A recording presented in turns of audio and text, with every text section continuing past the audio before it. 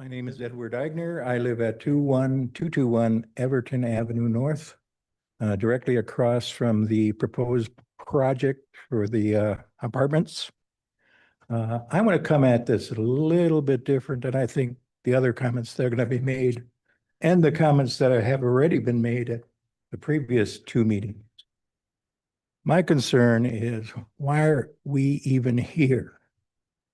This project has not met any of the regulations that you people in the city of Forest Lake require before a project even gets this far. There's no permitting. There's nothing from Washington County with a traffic study. There's nothing from the DNR with an adjacent public hunting ground to this land. There's nothing from the DNR on a proposal to put a boardwalk into what is now the biggest or the most active spawning bed on the lake. And also, the city, in conjunction with the state, is already approved to install a public fishing pier along that same shoreline. And do you really want docks and boats going in front of the $4 million project? There'll be nothing left of that spawning bed. So I want to know, I guess, like I said, I got a different perspective. Why did this project was proposed in a different format a couple years ago? The hindrance was there was no water. The Rice Creek Water Association and Watershed would not allow him to put 20 or 30 wells back there for individual units. So he was kind of stymied because he didn't have a source of water. The city, without, I didn't see any discussion, saw fit to add onto the taxpayers' burden to extend water down a portion of Everton Avenue, not for the residents, not for existing homes, strictly for this piece of property, which saved this applicant about $1 million and put it on the burden of the taxpayer.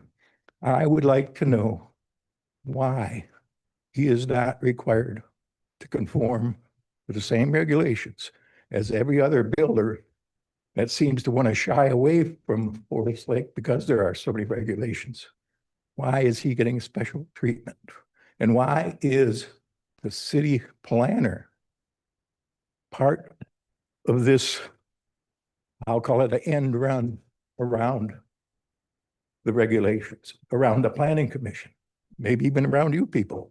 This smacks of a former administration where the mayor and the city administrator started building a clubhouse without any approval from the city, ran sewer and water in without any approval from the city. This is wrong. We should not even be talking about this. Thank you. Thank you.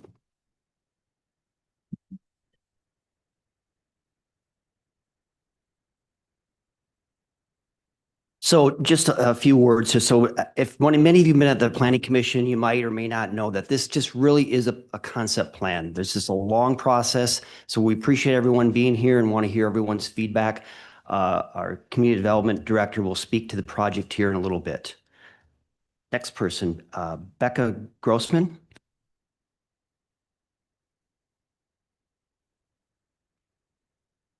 Can't hold. Need the cheaters. Hi, I'm Becca Grossman. I live at 21199 Everton Avenue on Clear Lake. And you already have a letter from me in your packet, so I'm not going to read it again. I just want to highlight the most important reasons why I oppose this project. First, I don't think the minimum density requirement being applied to this property makes sense. Yes, it is adjacent to a freeway, but it also sits on a wetland next to a very small recreational lake. Clear Lake is a fraction of the size of Forest Lake, and it's already struggling with erosion and invasive species. In addition to that, later tonight, you're going to talk about the Eureka Avenue improvements, including a fishing pier and additional parking to make the lake more accessible. There's nothing wrong with that project. Incremental growth and increased use of the lake are fine. But if we're already increasing access to the lake, and then we more than double the number of homes around it, I feel like we've shot past incremental growth and moved right into irreversible damage. And I don't believe that that's the legacy that this city council wants to leave. My second concern is traffic and safety. The current proposal routes most of the traffic through Everton Avenue, which is a small residential street where families and kids are out all the time and there are no sidewalks. It simply isn't designed for that kind of traffic. And neither is the intersection. So if you're trying to turn left onto Everton, while someone is turning left in the opposing direction, you cannot see oncoming traffic. We are just asking for head-on collisions. Finally, I believe Forest Lake has always been about protecting our natural resources. We all live here for a reason. And that's why I'm really struggling with the idea of putting a development of this size on a wetland. There's got to be a way to support growth, bring new people into our community, and generate revenue without causing irreversible damage to a wetland and a small recreational lake. Thank you. Thank you. Tessa Tyrus. Maybe I'm pronouncing it is it Tessa, Teresa? Okay. Teresa Nestler.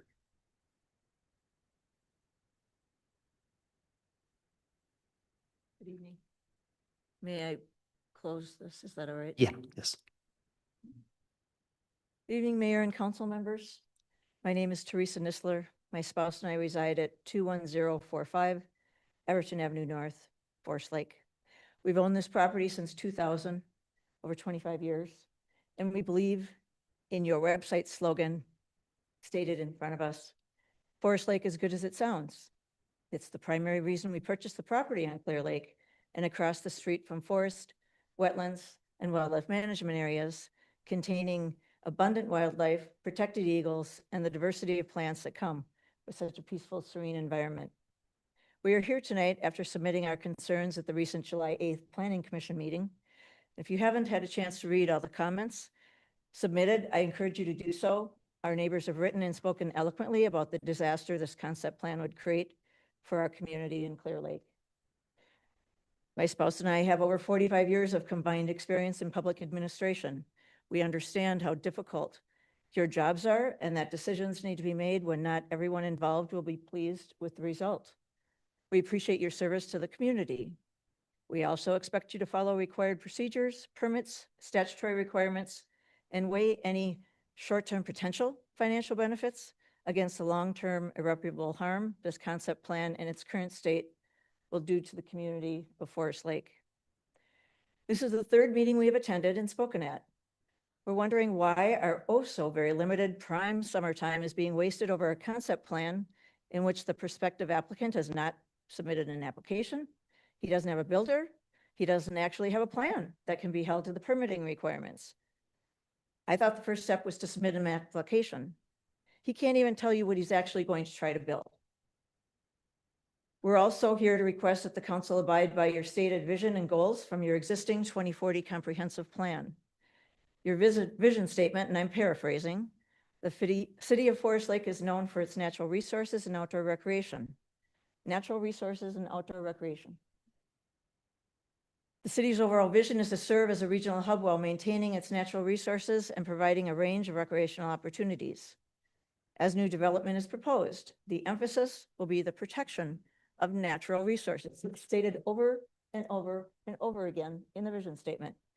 Your overarching goal, number one goal, protect natural resources. Nothing about this concept plan adheres to that stated vision and goal. Forest Lake is fortunate for the diversity of natural resources within the community. Forest Lake is committed to preserving and expanding access to these resources as they are integral parts of the community. I will tell you that the Clear Lake Association has worked diligently to not only protect, but also provide access through our public boat landing, education on invasive species, and investing large financial resources, along with our critical partners to add a fishing pier. The concept plan being presented is replicating already provided resources by attempting to add a 6-slip boat marina in an extremely shallow vegetation-filled area of the lake and a complete disregard for protecting this natural resource by requesting a boardwalk connecting the development to the proposed marina, because as Steve Cavan, the applicant, recently stated, he thought it'd be a nice amenity. This is not a nice amenity for current users of Clear Lake or the property owners surrounding the lake. Clear Lake is already under pressure from boat traffic, erosion, and invasive species. Adding those items to the lake makes absolutely no sense if you are abiding by the vision and goals of the current comprehensive plan. The concept plan being presented tonight, besides not following the comprehensive plan, does not address the lack of infrastructure or safety required when funneling close to 500 vehicles down a small residential road that was not designed for that level of activity, nor was the newly finished 97 construction. It is dangerous what this proposal is suggesting. This concept plan as presented would completely waste the taxpayer dollars that went into the redesign of 97, but would also require rework and additional construction on Everton Avenue North that was just completed. We respectfully request that the council recommend 3 things. The boardwalk and boat marina be eliminated from this proposal. Eliminate any entrance or exits off of Everton Avenue North, and that the proposed density be greatly reduced. There's plenty of open land in Forest Lake for this type of multifamily development, and I encourage it. But this property is not the location for it. Thank you for your time and attention. Deanna Schmidt.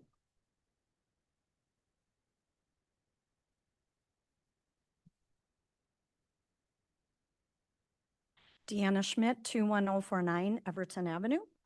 Good evening, Mayor and council members. Last week, I attended the Planning Commission meeting when the proposal for Clear Lake Apartments development was discussed. Many of my neighbors and I have expressed our concerns with this proposed development.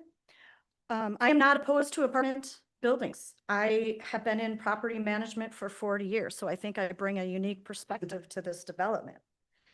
I am opposed to this development on this site. Throughout my time managing apartments, I have gained experience with day-to-day operations of multifamily housing, including parking, traffic flow, snow removal, and maintenance. I have additional comments from what I've voiced before, and I would like to share those because they are formed on my experience. One of my biggest concerns is the proposed access to this development. Asking 228 apartment units, which is probably 350 or more cars, rely on a single point of entry from Everton Avenue North, which is a very small residential street, is simply not good planning. It is difficult to understand how one access point can safely and efficiently accommodate tenants, visitors, delivery vehicles, service trucks, emergency responders, and the existing traffic in the neighborhood. 228 units is a large development. This development would be the second largest apartment development in Forest Lake. In this small area that has nothing near it for residents. There's a Quick Trip, a beauty shop, a liquor store, and a butcher. The largest development in Forest Lake has 252 units. And to put this in perspective, they have at least 5 access points to their buildings. A development of this size should have access designed to safely accommodate its traffic without placing such a significant burden on established residential neighborhoods. I urge the council to carefully consider whether this traffic plan is appropriate for a 228 unit apartment development. Another concern of mine is overflow parking. With 228 units, it is unrealistic to assume that all vehicles will consistently be accommodated within their designated parking areas. Although the project meets the city's minimum parking requirements, my experience has been that many residents do not use detached garages for vehicle parking. Instead, they use these spaces often for storage, while residents continue to park in the parking lots. During last week's Planning Commission it was suggested that underground parking be considered as an alternative. I really don't understand how that could happen based on the water tables. And also my concern already with the existing single-family homes, primarily one level that border this development. And that doesn't solve the problem either, because detached garages and underground parking are considered amenities. And a lot of residents cannot afford or do not want to pay the extra fees associated with those amenities. Additionally, snow removal and winter maintenance require significant amounts of road salt and de-icing materials. Given this property's close proximity to Clear Lake, I am concerned about the long-term environmental impacts. Salt-laden snowmelt and stormwater runoff can eventually make their way to the lake, affecting water quality, aquatic life, and the health of the community's most valuable resources. Additionally, snow removal for a site this large is not a small, easy task. It requires all those people parking on the surface levels to move their cars off the lot for snow removal. Where are those cars going to go? On Everton Avenue North, that's barely wide for 2 cars to get by, has no sidewalks, and where the proposed entry point is for this property is only 3 houses from the major intersection. I continue to be puzzled as to why this property is zoned M12, general use. This zoning designation is supposed to encourage compact, walkable, and mutually compatible mixed-use developments along key community corridors. The zoning also states it should be a mix of commercial, retail, office, and residential. How is this area walkable with the current traffic situation? And there are no sidewalks. And where would the people walk to? There's nothing there for them. I respectfully ask you to consider whether current MU2 zoning is appropriate for this property. I believe the site deserves zoning that is compatible with the surrounding neighborhood, protects property values, preserves the character of the area near Clear Lake, and prioritize the safety and quality of the residents who already call this community home. Thank you. Thank you. Kenneth Wood.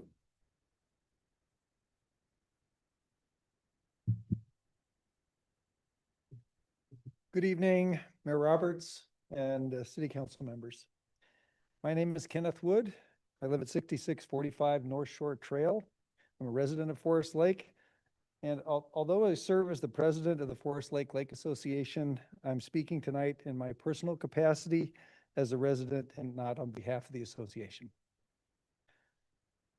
I'd like to express my support for the reappointment of Steve Schmaltz to the Comfort Lake Forest Lake Watershed District Board of Management. I've had the opportunity to work with Steve for a number of years, and I've seen firsthand the commitment, knowledge, and leadership he has brought to protecting and improving our lakes. During his 13 years on the Watershed District, Steve has helped oversee significant improvements in water quality throughout the watershed. Forest Lake has seen phosphorus levels decline, algae blooms become less frequent, and water clarity improve. These are measurable results that benefit everyone who enjoys our lake. Steve has also been instrumental in pursuing innovative, cost-effective water quality projects that have attracted millions of dollars in competitive grant funding to our community. Those projects have improved water quality while reducing the financial burden on local taxpayers.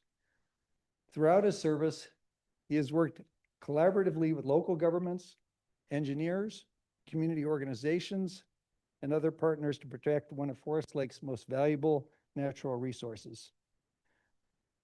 What has impressed me most about Steve is his long-term commitment to our lakes. Watershed management is complex work. It requires technical knowledge, institutional experience, patience, and a willingness to make decisions that will benefit our community for decades to come. There is certainly value in bringing new people into public service. There is also value in retaining experienced leaders who have demonstrated success. Steve has earned the respect of many people through years of dedicated public and volunteer service. And I believe his experience, knowledge, and proven record of results continue to be valuable assets for the Comfort Lake, Forest Lake Watershed District and the city of Forest Lake. For these reasons, I respectfully ask you to give a strong consideration to reappointing Steve Schmaltz to the Comfort Lake, Forest Lake Watershed District Board of Managers. Thank you for your time and consideration. Thank you. Daniel Budke.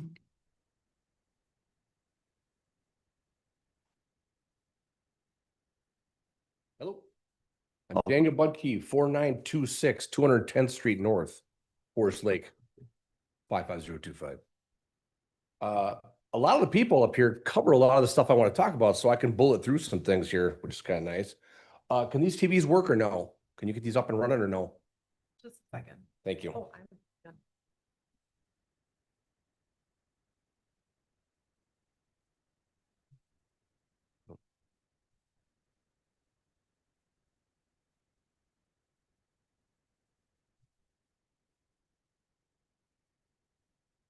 I was gonna get on maps real quick.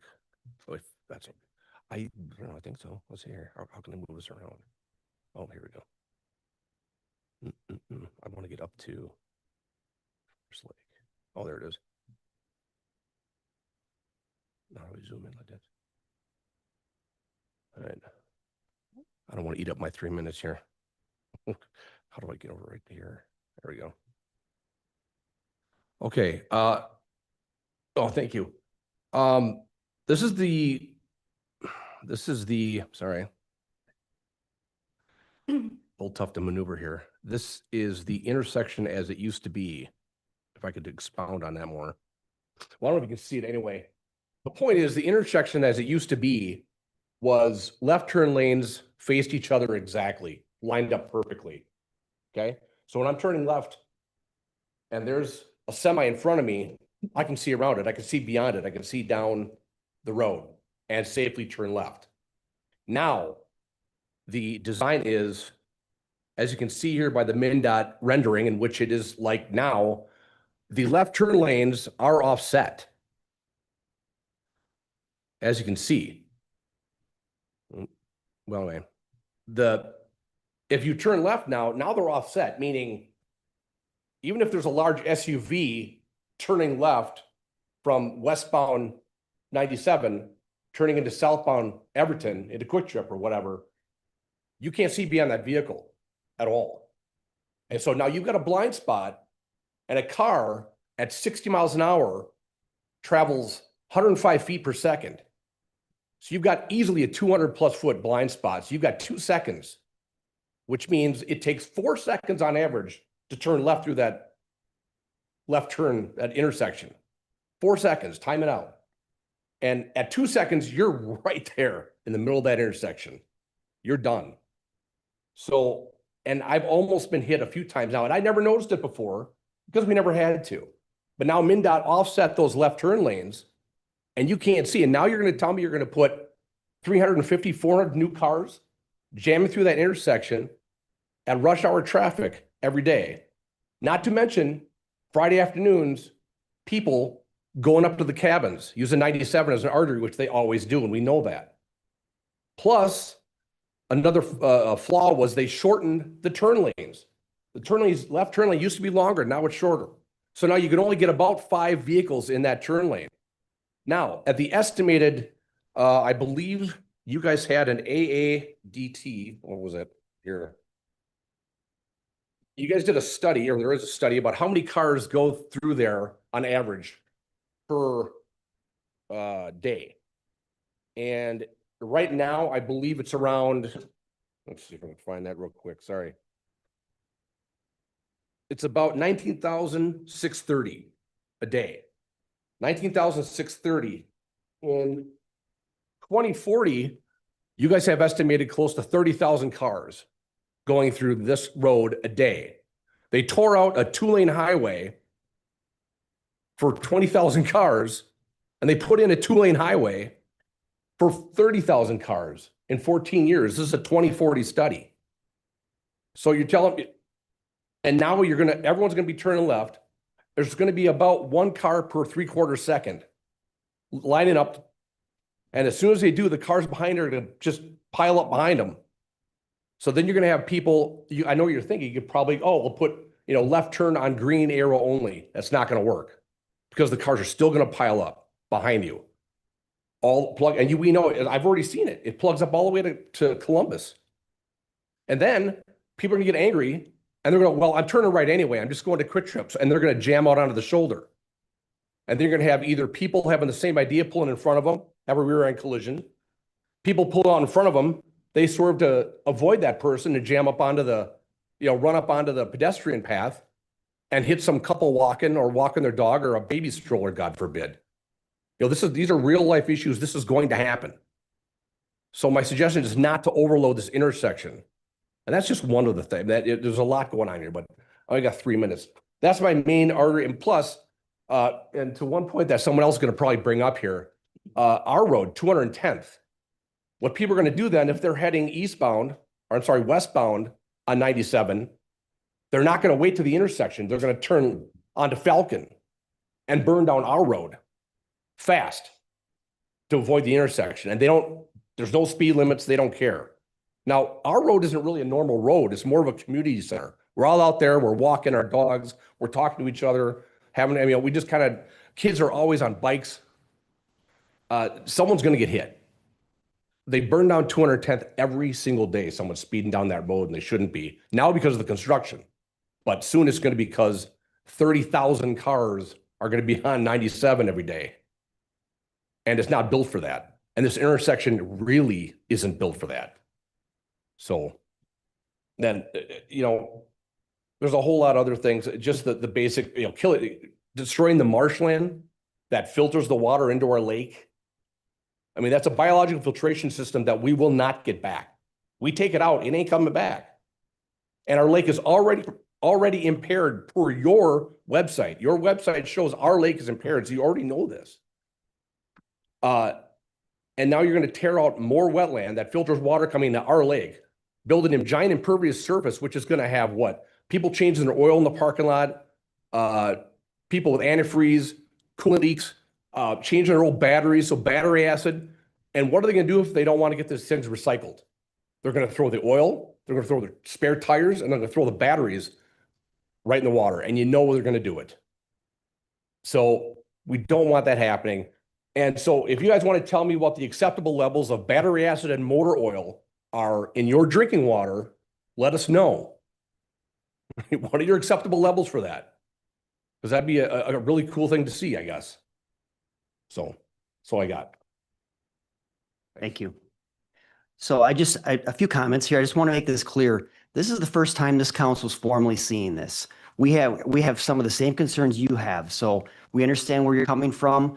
We appreciate the feedback, but please know, I'm speaking myself, but I expect that the rest of the council has some of the same concerns. So just keep it in mind when you're making comments. Jody Dane.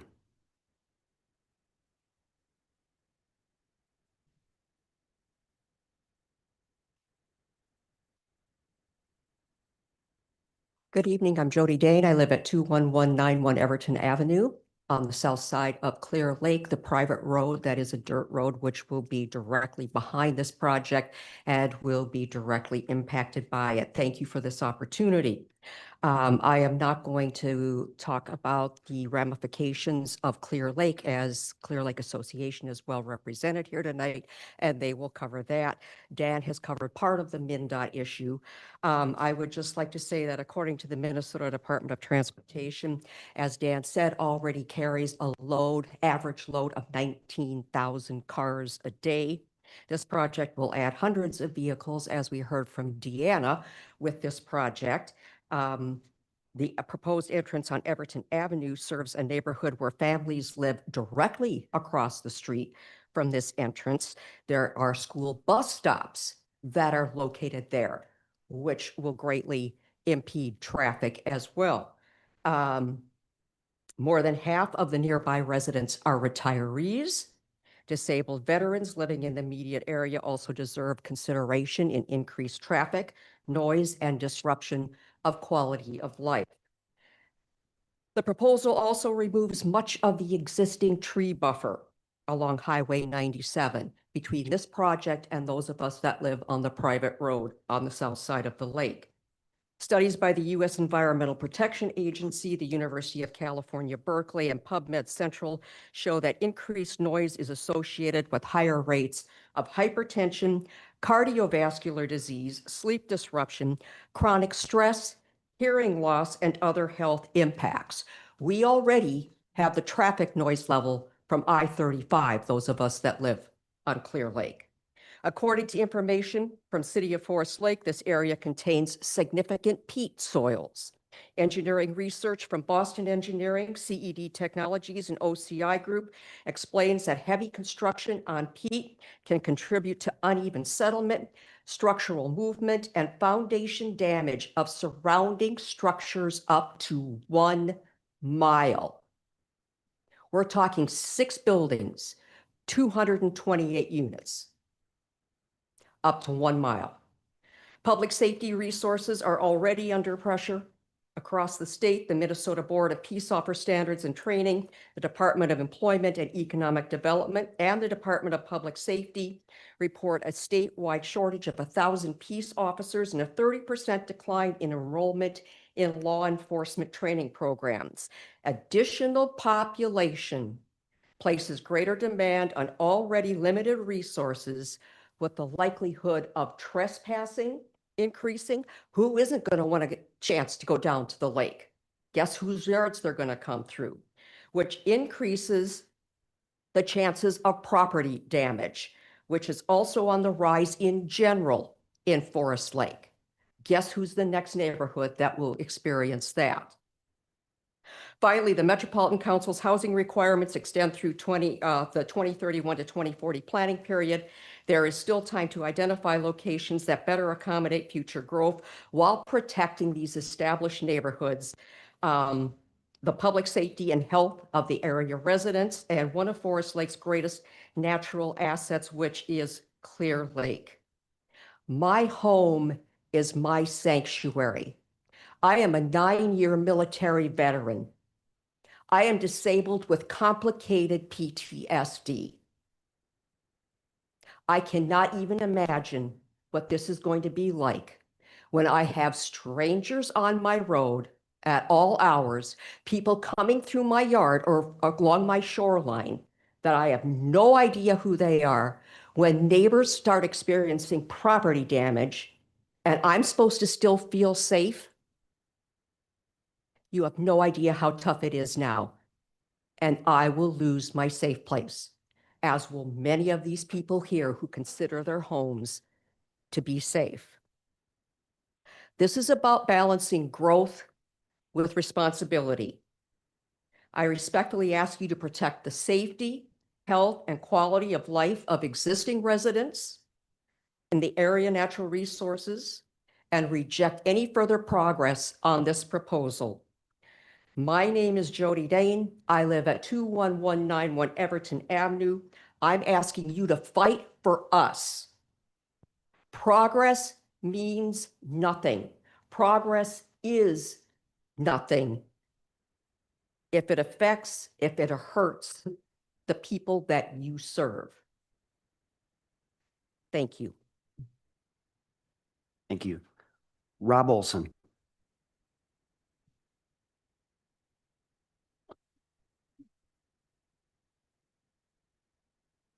Mayor Roberts, members of the council, city staff, thank you for this opportunity for this public hearing. I accept your words, Mayor Roberts, in good faith. I don't think all these people are doing this high-paying job that you folks are doing for fun or for an ego trip. So I do, and I will do my best to do it 3 minutes. My name is Rob Olson. My wife Ginger and I live over on Fondant Avenue. I could walk here if it wasn't so hot out. Our home, we're on the northeast corner of Clear Lake. We have a number of objections to this apartment complex that's proposed to be built on the southwest corner of the lake. Our primary concern is the environmental effect on Clear Lake. We bought our house on Clear Lake in 2019 after checking with the DNR Lake Finder and finding out that Clear Lake really was clear. It sounded really good. To our dismay, a few years later, we learned that Clear Lake wasn't so clear and it was contaminated with PFAS or forever chemicals. So that's something we just have to deal with. I just shudder to recall how many sunfish and northerns we ate because I have 4 kids and 12 grandkids and they were obsessed with fishing, and the Fry Daddy did a lot of them. So those days are gone. Those days are gone. And part of what I'm concerned about this project is with that PFAS. I've been to meeting after meeting on that, and nobody seems to know where it came from. Now, I think if you look on this east side of the lake, there's a lot of businesses. I assume something got down there. I don't think anybody did it on purpose, but this is a lake that's already stressed. It's already stressed.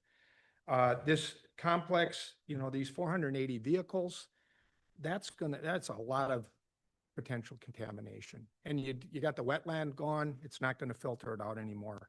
The dock is a big deal. You're going to need a 200-foot dock. We fish over there. There's a lot of bass over in that corner, a lot of lily pads. They're going to have to go a couple hundred feet to clear it out, you know, so they can get their boats in and out. And you know that people are going to go into the public access and that they're going to dock then right there. And so it's going to be just more destruction of the vegetation, especially in that corner of the lake. It's really shallow. I'm also concerned about the compounding effect of the Eureka Avenue improvements. You know, if you build it, they will come. I'm glad that the city is doing what it's doing, but I assume that we're going to end up with numerous fishing piers, a lot more people fishing, a lot more stress on the lake again. I do agree with the residents. I drove over there, never been over there, down to that little Everton, and then where Everton goes on and turns into kind of a private road that I drove on. It does appear that it would dwarf that neighborhood to have 35-foot, 3-story buildings all back there. It's just going to change everything. And most of these houses are rather modest. They're not like big mansions on the lake. These are people that are probably 2nd and 3rd generation that are doing that. So I oppose it due to significant environmental concerns. In the alternative, I ask that you reduce the size of the project. Maybe do something like Island Drive. Drove over there, the townhouse thing. I think you have density, but you don't overwhelm the neighborhood. And finally, I guess I'm concerned that it may be kind of a done deal, but I'll take it at face value. But when I drove over and saw that the road had been widened on Everton and there was a force main there, you know, it made me concerned that somebody's already said, well, we're putting in a project here. We need to get the water there. So that concerns me, but not casting aspersions on anybody. And thank you for the time to speak. Thank you. Dana Bourne or Bone?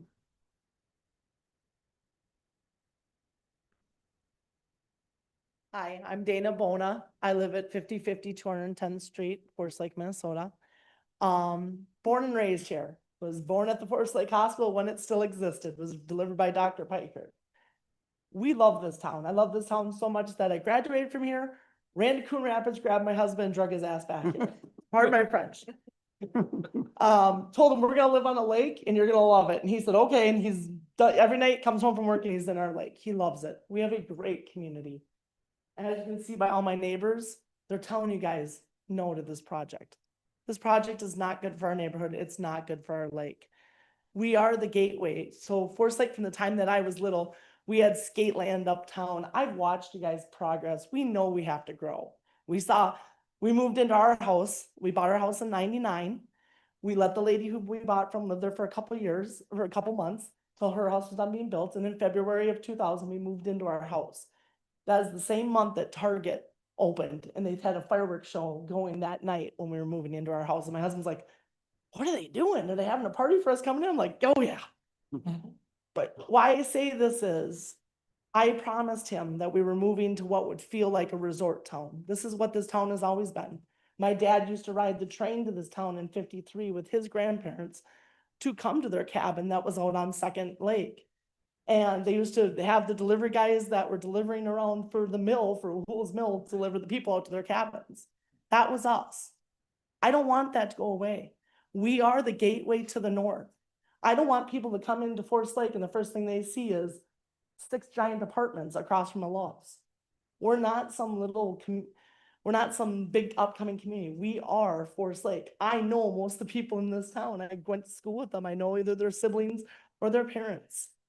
And that's what we need to keep. And by putting an apartment building into a neighborhood that is not designed for it, you're taking away that community where every one of us go and hang out on the lake. And we have what we call pontoon tie-ups every Friday night, where you meet out and you tie up and you bring food for everybody to share. That all goes away. We're gonna have more strangers in a 6 apartment complex. There'll be more people in that complex than there is around the whole entire lake. They will destroy our resource. We all pay taxes between $7,000 and $10,000 a household to live on our lake. These people have no vested interest.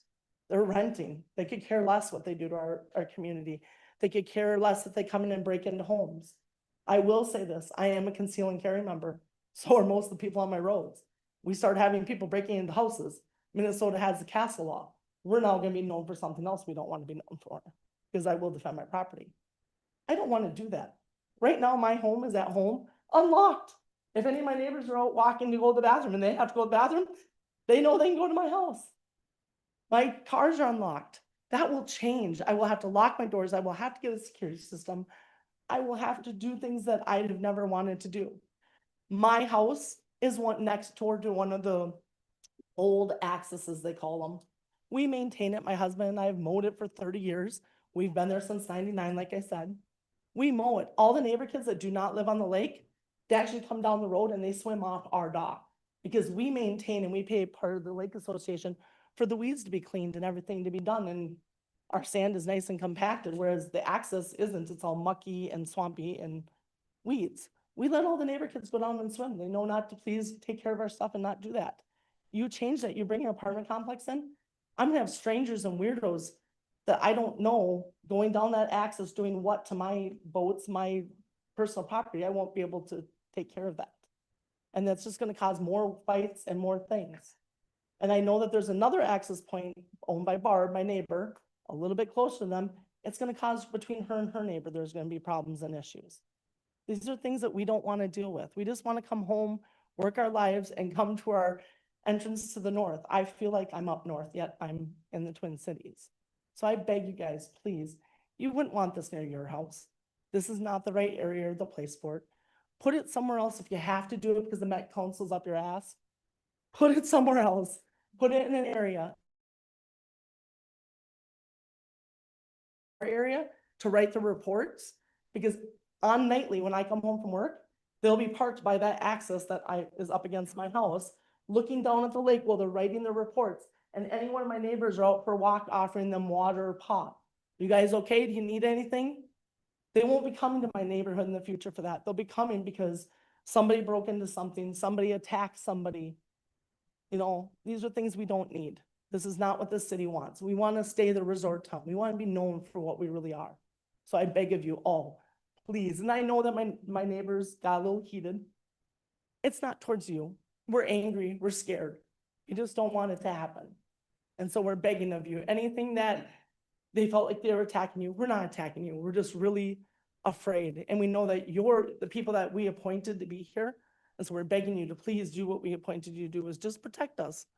Say this isn't the right area for this. Something else may have to go there down the road, but not this. So thank you guys very much. I appreciate it. Thank you. Dennis Click.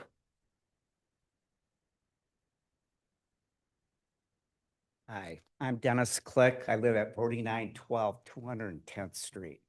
And I want to say 210th Street, I want to emphasize that. We've been talking about this development. We've seen the improvements on Everton so that there's a good entrance into this new complex, but no one's talked about 210th Street where I live.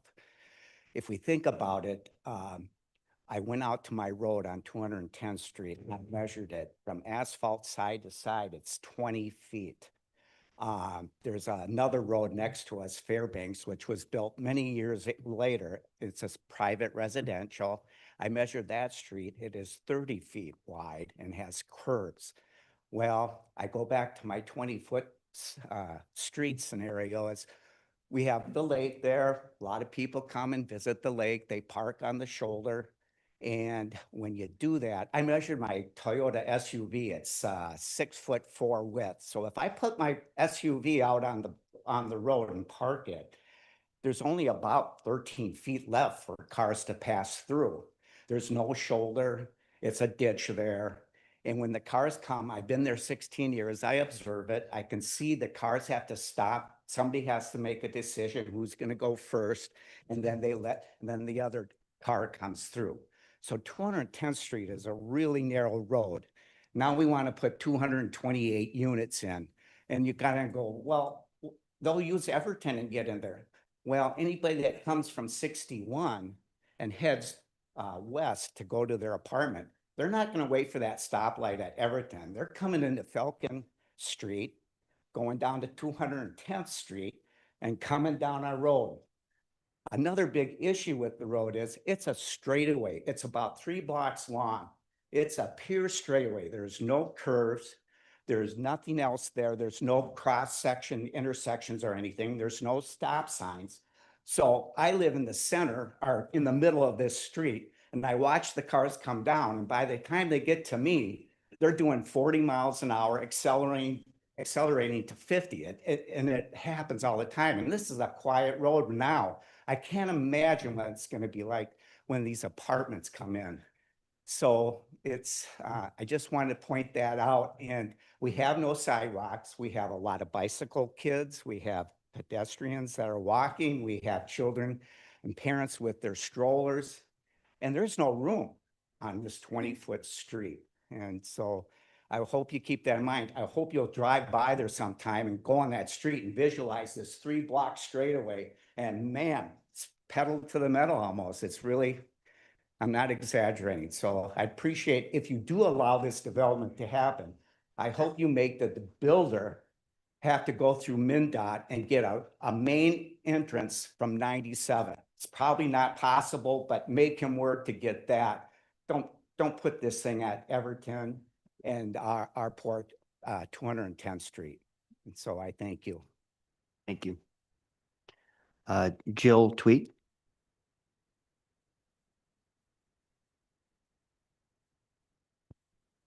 Hi, I'm Jill Tweet. I'm at 4985 210th Street North, Forest Lake. My family has called 210th Street North on Clear Lake home for 4 generations. Our ancestors bought property on Clear Lake in the 1940s. I was fortunate to live on this lake and raise my 3 daughters here, and all 3 graduated from Forest Lake High School. Today, those same daughters own homes on 210th Street and are raising my 3 granddaughters here. This isn't just where we live, it's our family's legacy. The proposal before you threatens everything that has made this neighborhood so special. 210th Street North, as we just said, is a narrow 20-foot wide road between Falcon and Everton, the 2 access points from Highway 97. It was never designed to handle the traffic that would come from a large apartment complex, dog park, piers, and all the activity they would generate. More traffic means less safety for the families, children, walkers, and cyclists who use this road every day. Beyond traffic, I struggled to find a single benefit this project would bring to our neighborhood. Instead, it would permanently change the character of this community.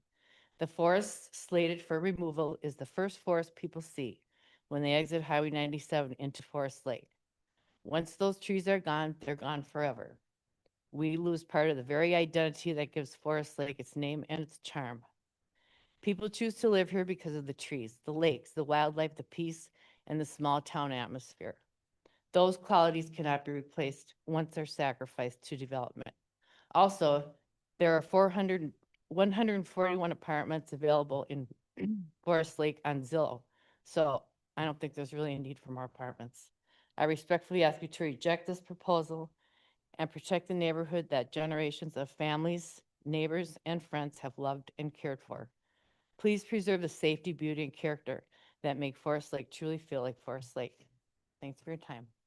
Thank you. Steve Schmaltz.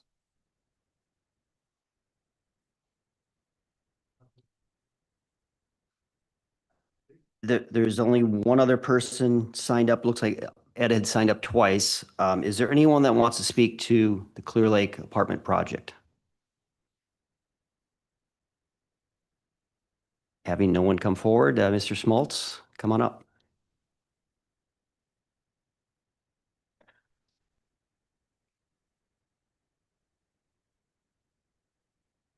Good evening, Mayor Roberts, Council, and Interim Administrator Chaka. My name is Steve Schmaltz. I live at 22736 Hayward Avenue. We live on Forest Lake 1. And we moved in on 2002, and I've been volunteering to do the water quality sampling on Forest Lake for the Met Council for the last 10 years.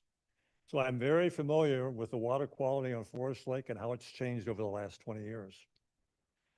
I'm here this evening to follow up on my request to gain support from the city on my reappointment to the Comfort Lake, Forest Lake Watershed District Board of Managers. I've been the city representative and, more importantly, the community representative to the Watershed District Board of Managers for 13 years. I have worked with and received support from 6 mayors, 6 councils, and 6 administrators over those 13 years. As a member of the Comfort Lake, Forest Lake Watershed District Board of Managers, I have provided leadership resulting in the Watershed District making significant progress in impaired lake restorations, as well as creating a significant financial value for the city of Forest Lake. My track record and request for support is documented in my June 30th email sent to Mayor Roberts, to the council, and to Administrator Chaka. I also know that the mayor and some staff have expressed concern over the Watershed District stormwater rules negatively impacting the city's aggressive residential and commercial development program. I can assure you that the Watershed District is addressing the city concerns. Our 10-year plan calls for an internal and an external review and revisions of our rules during 2026 and ending in 2027. So we're halfway through this process already.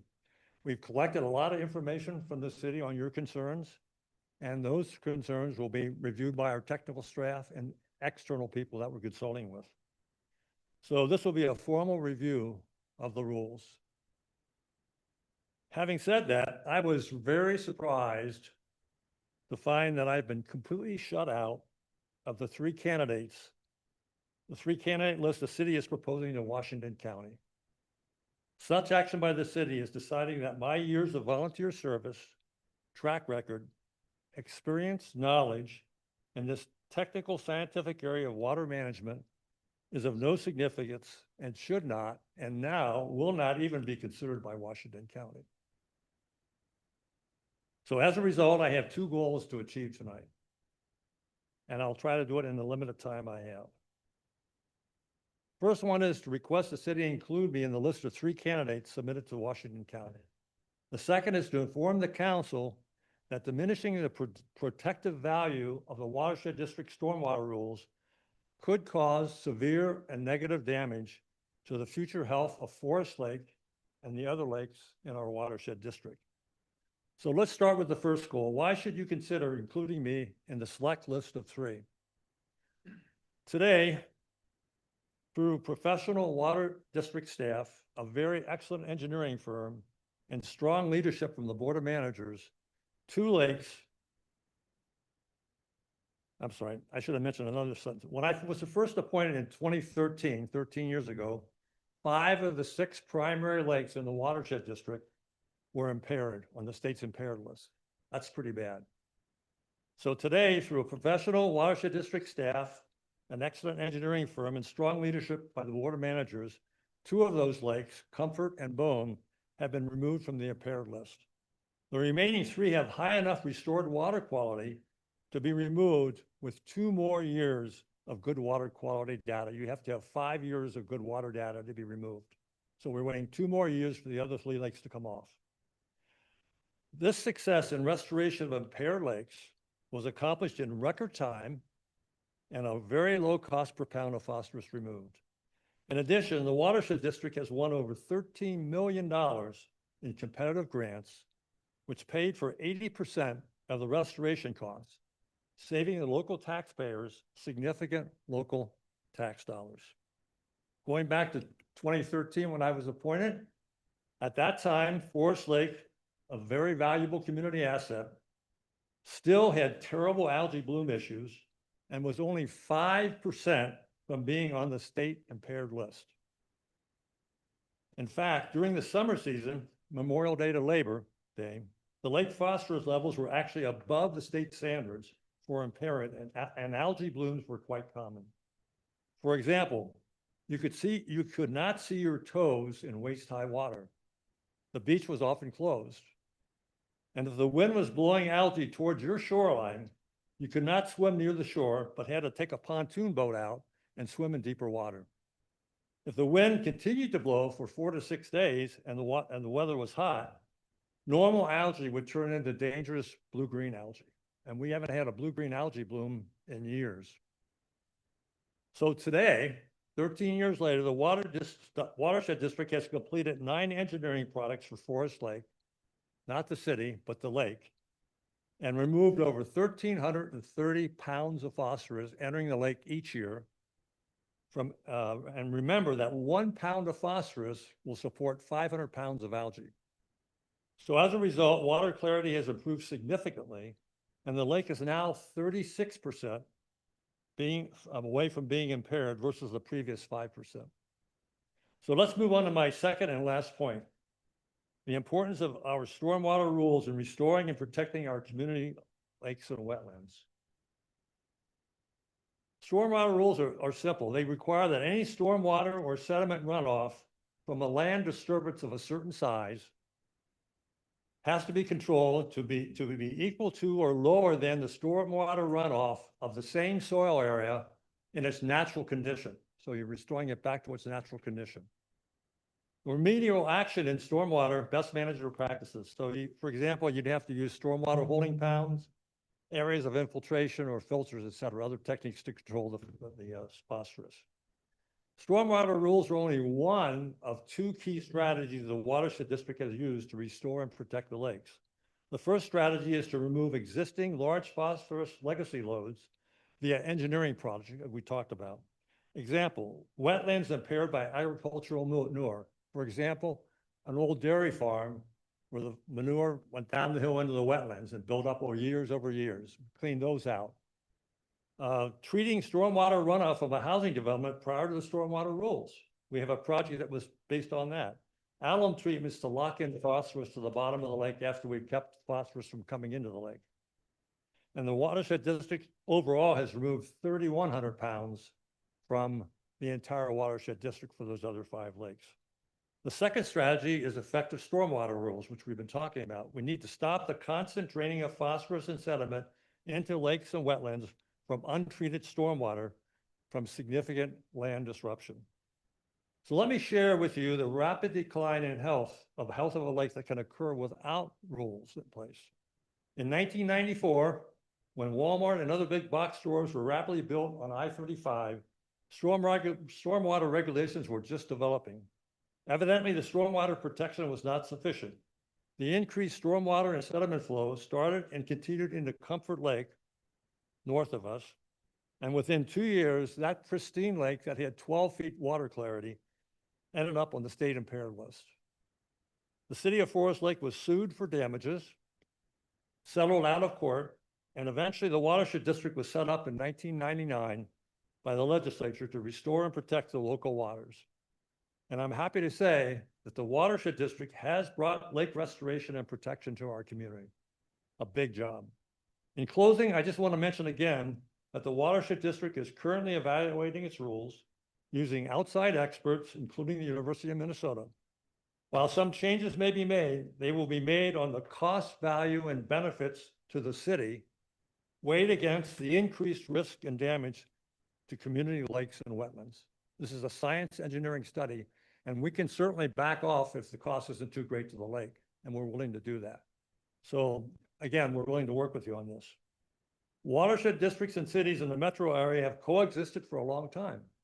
Development has continued as both the cities and districts execute their respective responsibilities. Both development and protecting the community's local water resources are important functions. We need to continue to work together as partners for the welfare of our common constituents. I believe I have represented the community and city well during the past 13 years on the Board of Managers of the Comfort Lake Forest Lake Watershed District. My knowledge, experience, commitment, and enthusiasm will continue to be of value to the Watershed District, community, and city.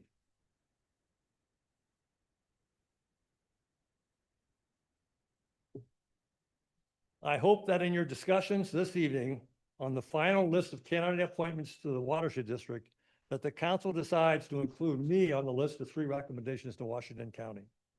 Thank you for your time to speak, and I thank you for your continued support and confidence. Thank you. Be happy to entertain any questions later on. Thank you. Thanks. Right, anyone like to speak at open forum this evening? Seeing none, we'll move on to the next item. That is the consent agenda. Oh, come on up and state your name and address.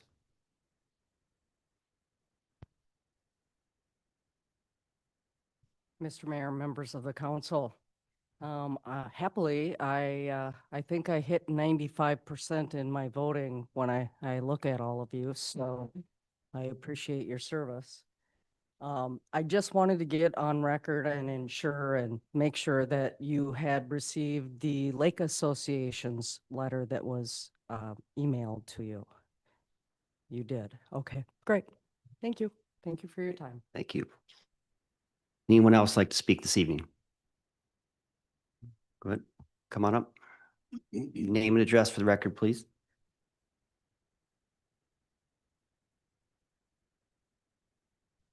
Hi, thank you.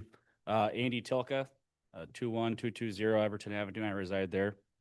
I was going to save some comments for another meeting, but just keep it very short. Couple concerns or thoughts I had was, I know he mentioned that he offered the land to DNR and other associations and parties, but has that same offer been lent to the Lake Association? Okay. I also personally called the broker listed on the property, and they were not interested in talking to me about parceling any off. I am the adjacent lot to the passageway, call it, to the lake. So I'll point that out. 6 boat slips. I don't know. I grew up on a lake my whole life. I don't know what 6 boat slips going to do for 200 units. I mean, go to any bar on the lake, there's 50 plus slips. Watercraft storage. We've got a huge boat facility just north of us. Where are people going to park their boats? Is this going to be a Class A development? What's that going to look like along the lake? So that's all I have. Thank you. Thank you. Yep. All right, with seeing no one else, we'll move on to the next item, consent agenda. Council, we have an agenda, consent agenda, and you only to entertain a motion. I'll make a motion to approve the consent agenda items A through G. I'll second. All right, we have a motion, a second. Any further discussion? All in favor? Aye. Opposed? Consent agenda is approved. We'll go into our regular agenda item, Clear Lake Apartment Concept Planned in Abbey. Thank you, Mayor Roberts, members of the council. We'll pull up that's okay. Pull up a presentation. We'll walk through.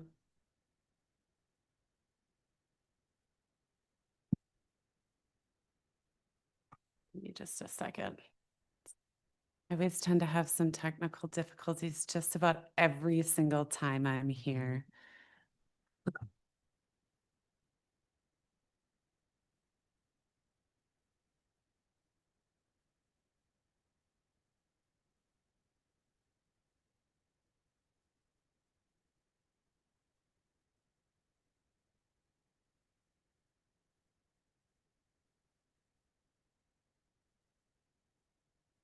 There.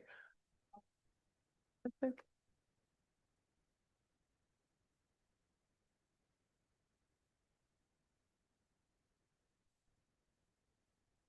Oh my goodness.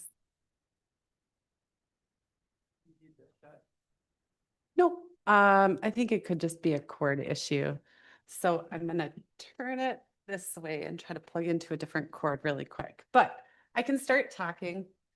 I might have my back slightly to you, but I'll try to shift. So how close can we get? How close can I get to you, Dave? Yeah.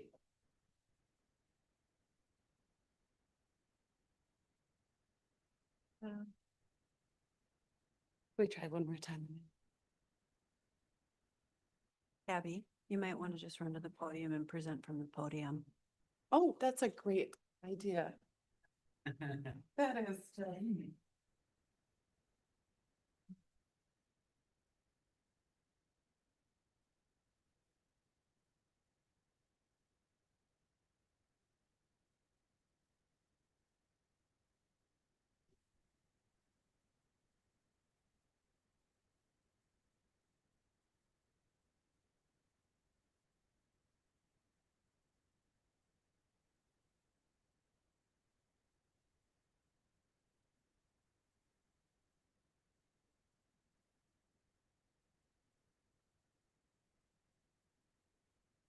This is a new technical difficulty. Normally it just wants to display a wrong screen, not just.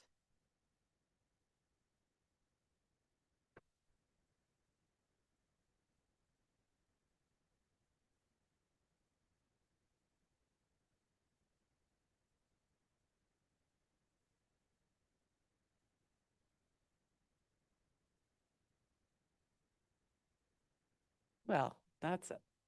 Do you have it on your screens? Oh, perfect. Well, then we'll just work from that. Yep, we got it on the sides and the council has it on theirs and I have mine. So we just want to have it up there. Crane your necks, folks. So tonight before you is a concept plan for the Clear Lake Apartments submitted by Steve Cathon of Balsam Holdings. A couple things that I want to highlight, and I know that has already been at least mentioned by Mayor Roberts. This is the first step in our land development review process. The intent of this is to get early, non-binding conceptual review and feedback for the developer. There's no formal approval or denial tonight. What this is the city's opportunity to give information to the developer to see if they want to move forward what's called preliminary and then subsequently a final application. The process is first step, preliminary application could take up to 120 days. And then the final process could be 60. So we are at the first step of what could be another 6-month-long process. I want to at least just share with the council, traditionally the city has held its neighborhood meetings and its formal public hearings through the planning commission or through the preliminary process, the preliminary plat or preliminary PUD. The number one complaint I think our planning commission has heard and you have maybe heard is that the people behind me would tell you they felt late to the game. So the city has intentionally interjected the neighborhood engagement process at the onset so you could hear all of everything you've heard tonight, as the developer could as well, so that we really felt like as a city we were making more informed decisions and helping understand the concerns of the neighborhood before we moved into those preliminary processes. So highlighting the overview or the development, the dots on here just are a little bit key indicators. We recognize not everybody is the greatest at plan review, and especially when they're imposed over aerials, they can be a little bit hard to see. Blue dots represent 6 3-story apartment buildings with 38 units in each building. There'd be 2, I know it was mentioned earlier, a single access point. There's a primary access point off of Everton Avenue, and then a potential secondary access up of Highway 97. I'll talk a little bit about that separation of those access points and the difference in them in a minute. The concept does include garages, right now not proposed to be underground.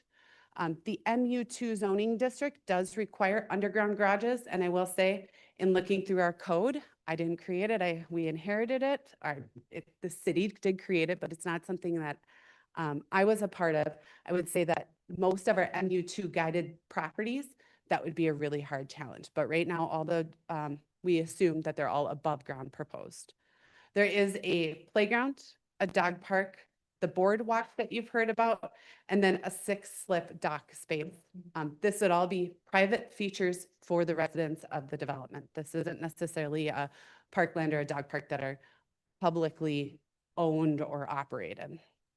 So this has gone to the Parks Commission, and the Parks Commission did recommend that if land dedication is considered as part of this, if there is a subdivision and land dedication is required, that the city would, the developer would provide fee in lieu of land dedication, and then there would be some sort of trail connection to the Highway 97 trail access point.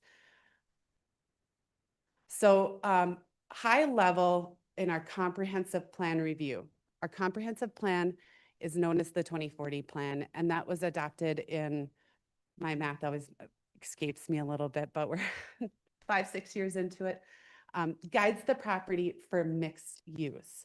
This is also consistent with our 2030 plan. So since like 2008, 2009, the city has been guiding this property for mixed use. The mixed use future land use district requires that there's a 50% residential, but it could go 100% residential. So that is the use is consistent with the comp plan. And then the zoning district is that MU2, which allows for apartment buildings. That future land use and zoning district do call for a target density of a minimum of 10 units per acre. Right now, the estimated density is 10.03 units per acre. It's barely achieving the density requirements outlined in our comprehensive plan.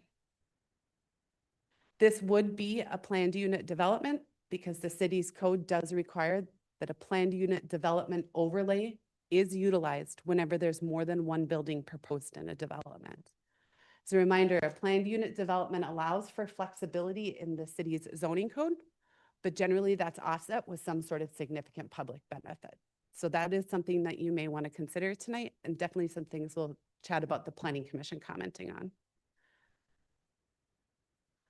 So the next couple slides, access infrastructure and lake and natural resources. I'm not going to highlight everything on here because a lot of what you've heard tonight has been said by the residents already. There has been a lot of concern about traffic and access points. Earlier, I mentioned that primary access point off of Everton Avenue and that potential secondary access to State Highway 97. The city had worked with MnDOT over the years on a potential development of this site, even before the Highway 97 corridor was designed. MnDOT and the city had worked together to maintain the full access for the existing development in the area, i.e. the daycare, but had put the city on notice, and the city has communicated with the developer that depending on the development of this property, that full access point would likely go away, meaning there would be a divided roadway in this location, requiring then this access point to be an only right in, right out only, helping reduce some of those conflicts. Definitely has been concern about just pedestrian and bicycle safety in the neighborhood.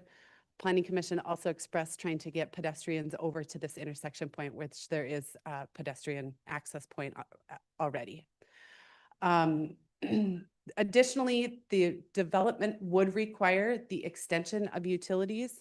Both water and sewer would need to be extended to the site and looped through the site. So that would help with capacity in the area, not just for this development, but for future connections and future extensions as well.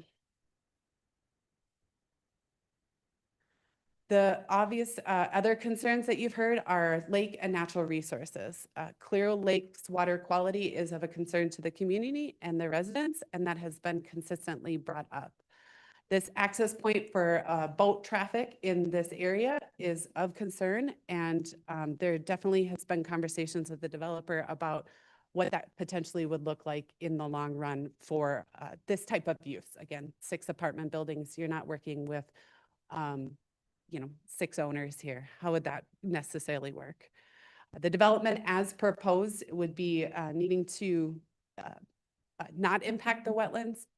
They would have wetland buffers, those sorts of things. But all of this is preliminary at this point. There are standards in place for things like tree preservation, wetland preservation, shoreland requirements that would all come into play here. Future topics that we will need to work through with the developer as they move forward is Rice Creek Watershed District requirements, both for stormwater and erosion control, working with the DNR on that boat slip and potential boardwalk access, and then just future plans, how the whole site could eventually evolve through the design process. So, feedback tonight. What we're looking for is neighborhood fit, traffic and safe access, clear lake and boat dock use, agency review and site constraints, and then any additional information the city council wants to provide to the developer should he choose to move forward. I do know Steve Kavan is here. I'm sure if you're willing, he'd be willing to come and answer any sort of questions the council has. Do you have any questions for me at the moment? I'm going to unplug. I can figure out if I need to bring a slide up later, but I'm available to answer any questions at the staff table.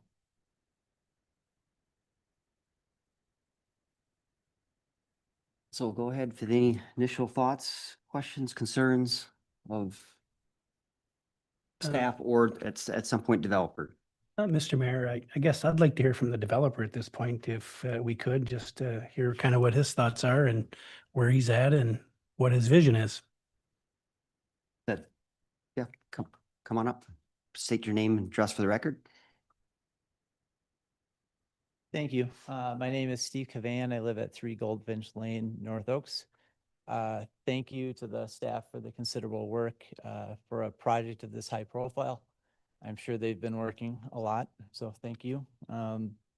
Thank you for the neighbors for coming out. I know it's not easy.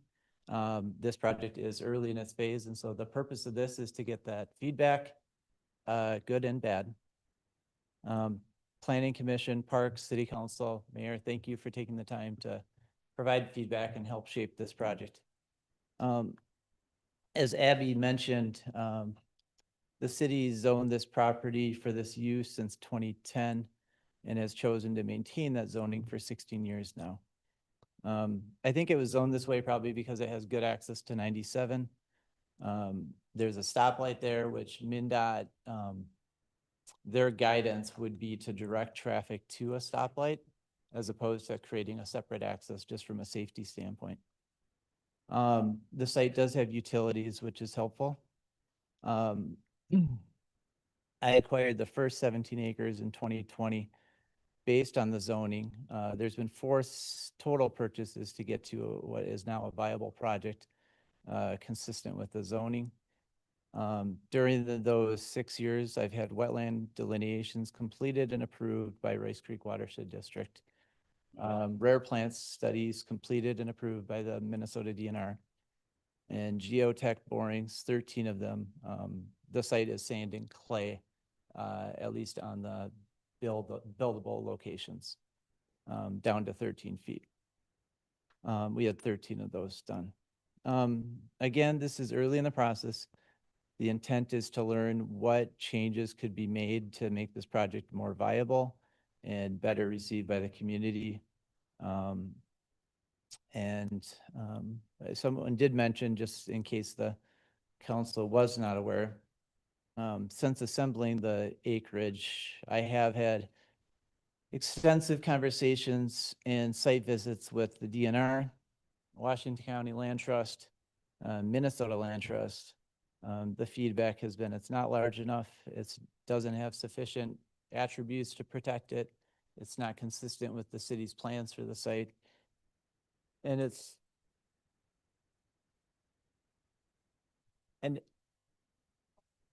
that's all right. I have kids. And it's not a good location for a park. It's not centrally located. So with that, I look forward to your feedback and questions and go from there. Have you looked at other options for this property, or is this the best use, in your opinion, of the land? Not just focusing on the dollars and cents, but in terms of how you feel this piece could be brought to life? Yes, I have. I've had extensive conversations with parties. I've had the project engaged with my broker, Brian Pancras with CBRE for some time. Based on the zoning, it is commercial would be an option, but it is not a good commercial site. It does not have access, I guess, for it to be deemed a good commercial site. So I think apartments are the best use for it. Hopefully, a senior developer would step up. I think it'd be a great senior site. It's got plenty of land, nice amenities with the woods nearby. The dock, whether it's has boat slips or is just a dock with a bench on it, I think would be a neat feature for the residents, future residents. So, but I think this site is going to be an apartment site. Unless I'm missing something, no one's showed me something other that's viable for the site.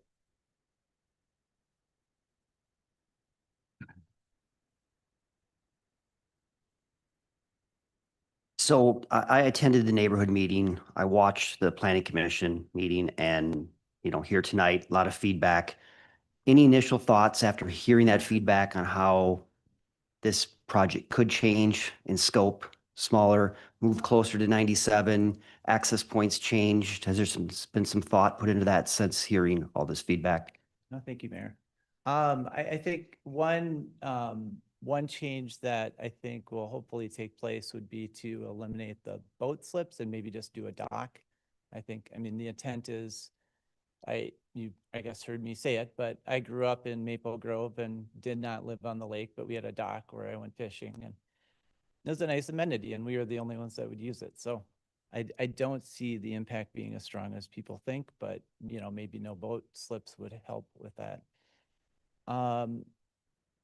As far as the ultimate layout, I think it will likely be fewer buildings, which hopefully would help.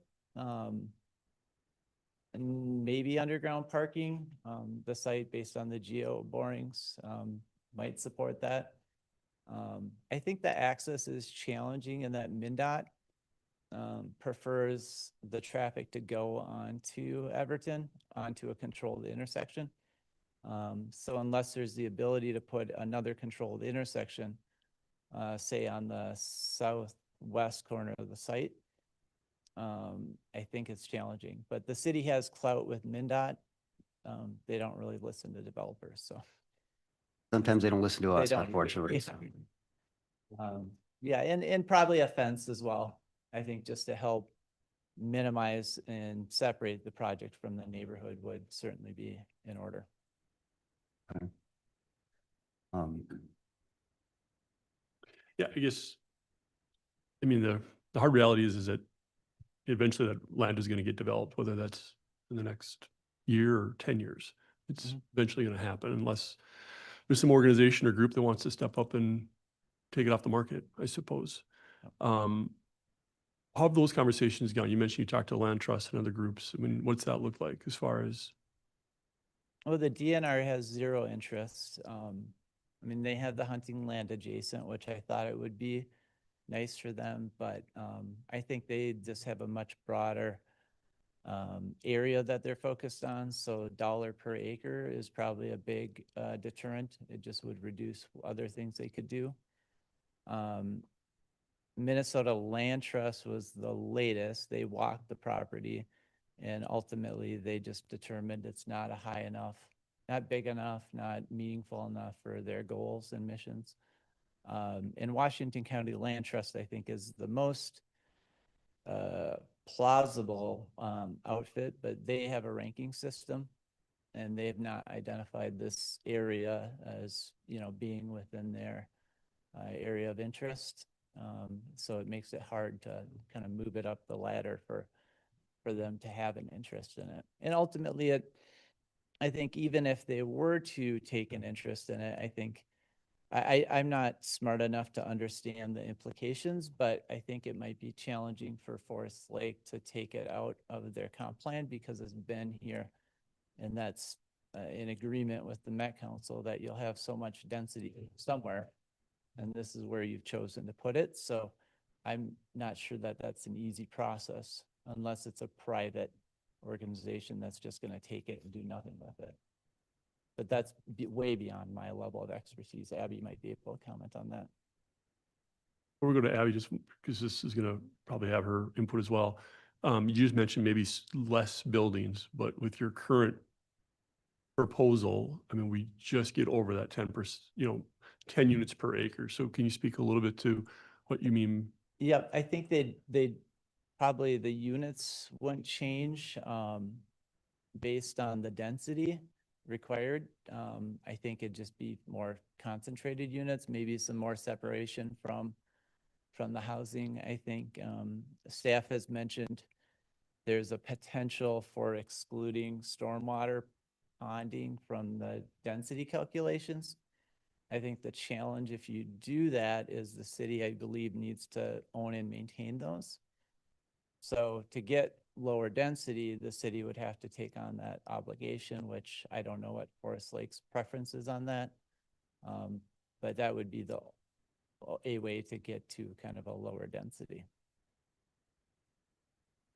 Abby, can you speak to that? Is it, you envision this parcel and, hearing community feedback, like what are our options? Sure. So the high level quick summary of Met Council requirements. The Met Council requires the city to have a comprehensive plan that guides all of our land use at a density right now of 3 units per acre, citywide in what's going to be developed in the future. So if we have one area that's 3 units per acre, 1 acre somewhere that's 3 units or 1 acre, we'll do simple math. I'm not great at this, Ellie. I might have to look to Ellie. But what you want to do is you want to balance 1 for 1 acre so that you have 3 between the 2 acres. Does this make sense? So in areas where the city, let's say we have 20 acres guided for a low density, we have to have an offset of acreage elsewhere in the community at a higher density. So I do believe that the city utilized the MU or the mixed use future land use to help offset a lot of the single family residential. And we placed that mixed use along our highways. When the city was doing its 2040 comprehensive plan, I haven't done the assessment on the 2030 comprehensive plan. We didn't look at things like, is this an environmentally constrained area or anything? We just said highways are better at higher density. If we take out the acreage of this development out of the MU, the mixed use, it does then bring down that overall net residential density. And so there is a balance.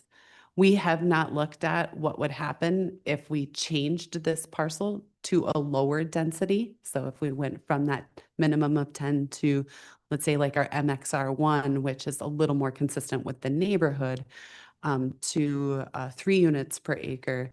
We haven't seen what that does to our overall community density, but I do think that this is a time we definitely could take a look at that.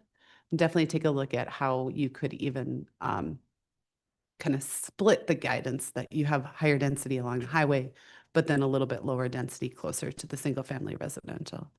Regardless, if we changed the guiding densities, so from the minimum of 10 to 3, let's just say, it will require a comprehensive plan amendment. And so, those are things we would have to work with Steve through in his favorability, but right now those, that land development potential is at 10 units per acre.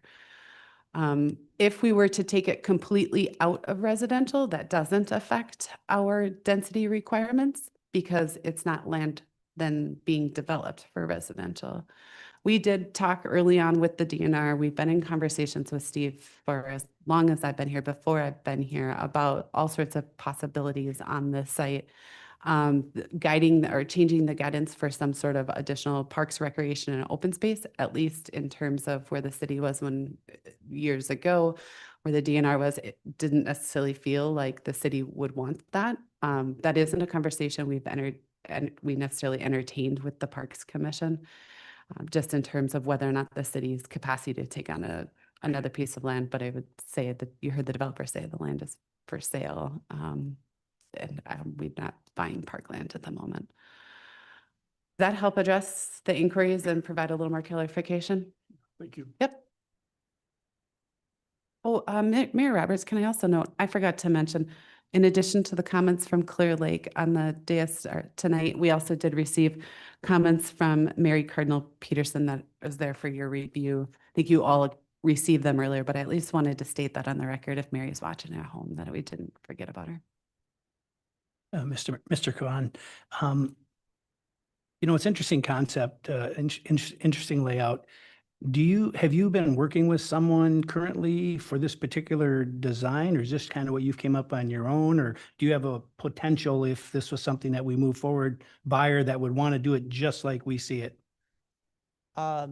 It's good, great question. This design was originally proposed by a developer who was under contract. I believe I only had the north 17 acres at that time. And so this was kind of their building layout. That would have had access through the private road, which would have been a much more challenging conversation. It's hard to imagine, but it would have been.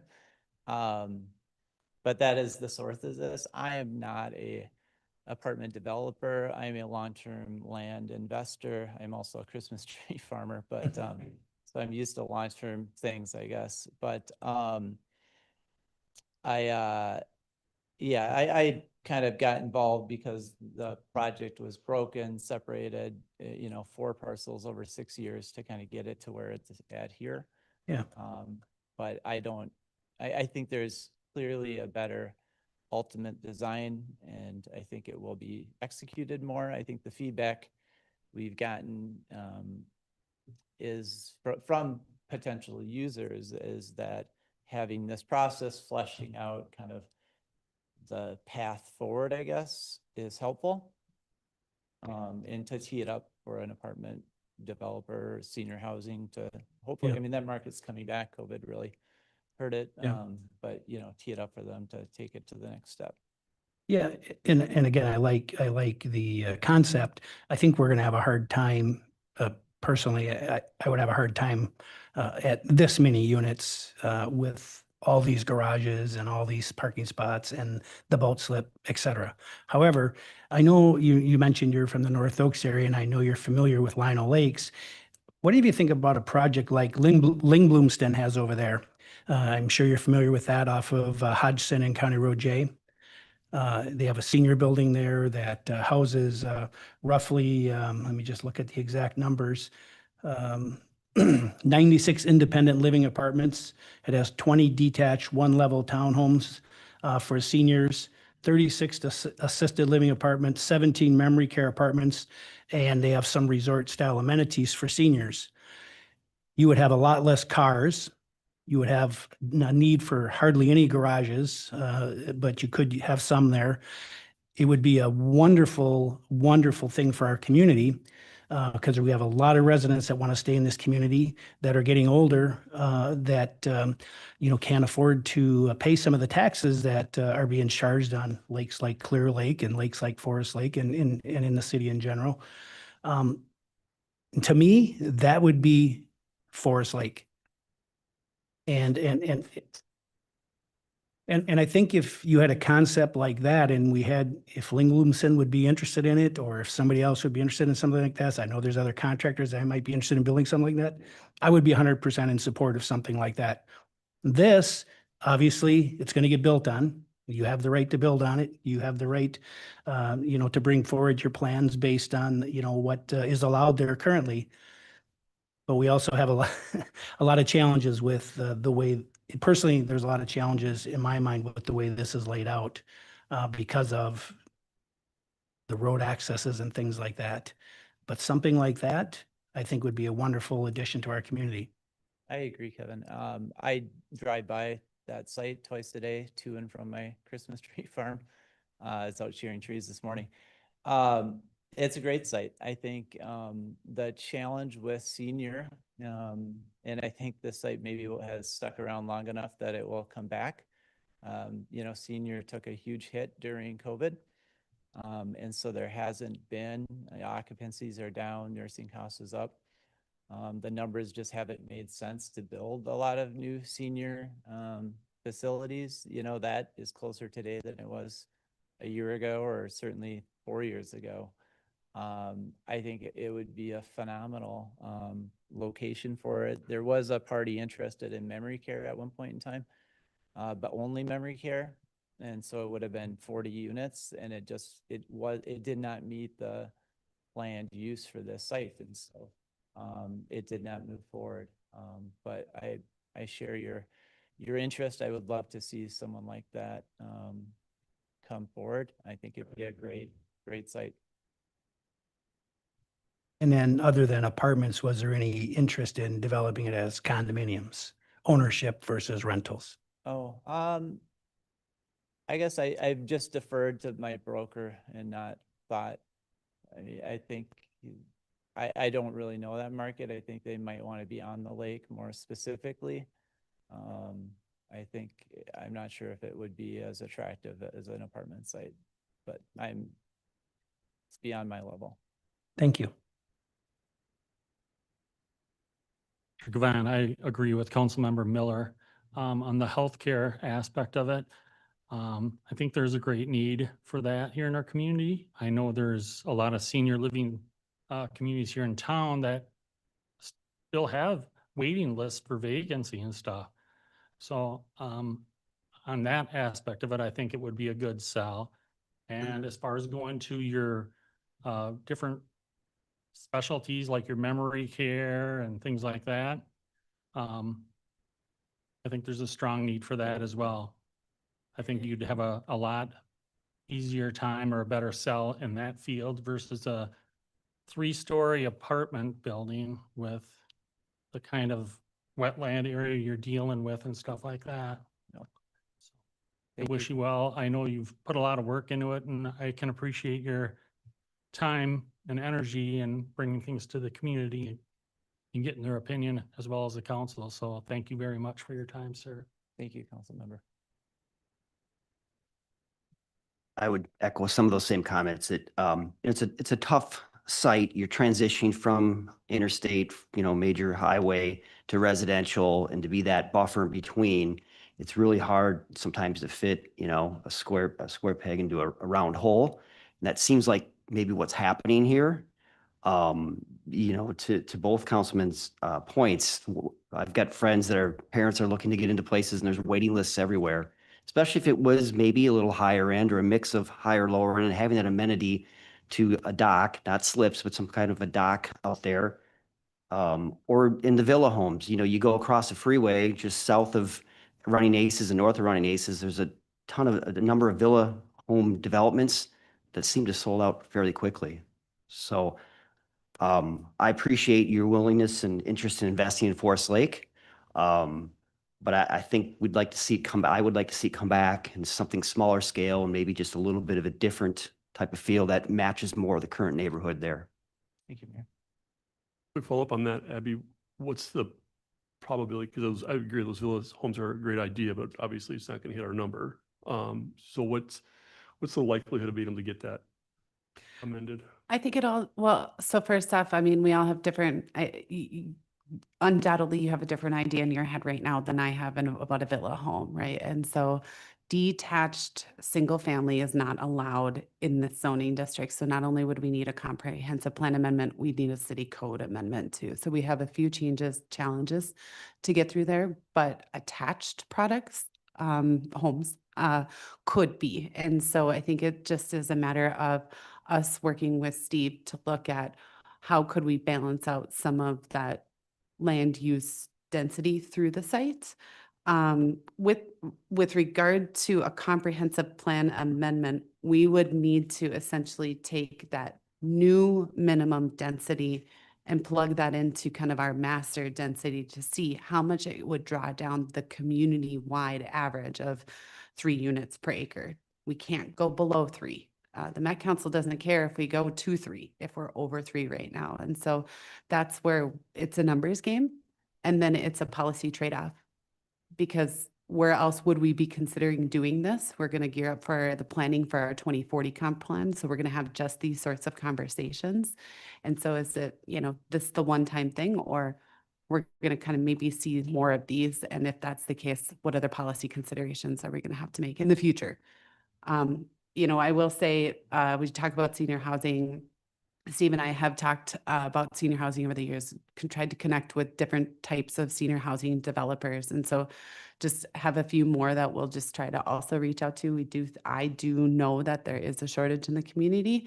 And so maybe it's just trying to find that right partner that is looking for that, that site that is unique. That's something that we can also continue to try to work together to find.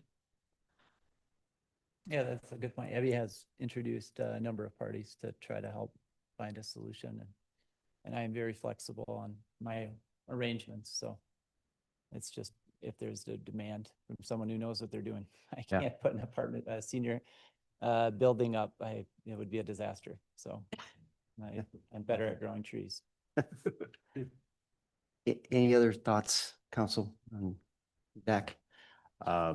We appreciate you being here this evening, and assuming you'll continue to work forward with the staff to maybe come up with some different ideas and thoughts around this. Yep, absolutely. Thank you. I appreciate everyone for the time and interest. Thanks. And so just to everyone that's here, I know, as Abby, our community development director, mentioned, we're trying to approach development in a different way and trying to get in front of this, because to her point, that was the feedback. We would get to a point and would keep going and going, and then we would reach out to the public. And sometimes at that time, it's too late. So this is great to have this, even though it's scary and you don't know what you don't know. So that makes it even worse. And you end up wasting a beautiful summer night, or a couple of them here. We might reevaluate on how this is done, but that really is the reason for this, is just to get out in front of this and get this kind of feedback. So a developer like that can hear it directly from you folks and the council and planning and parks. It does create a lot of extra work for staff on a project that might not go forward, but we'd rather be transparent and have everyone know as much as possible before getting too far down the weeds in any project. So thank you for coming this evening. We are going to go into, we're going to move that project, the one item on Eureka, up, so that I know some of you are interested in that, living around the lake. So we'll go to the Eureka Avenue project, Dave Adams and Ryan. Mayor and Council, we recently received a resident request stating that with. Maybe we'll just wait just a minute. Yep.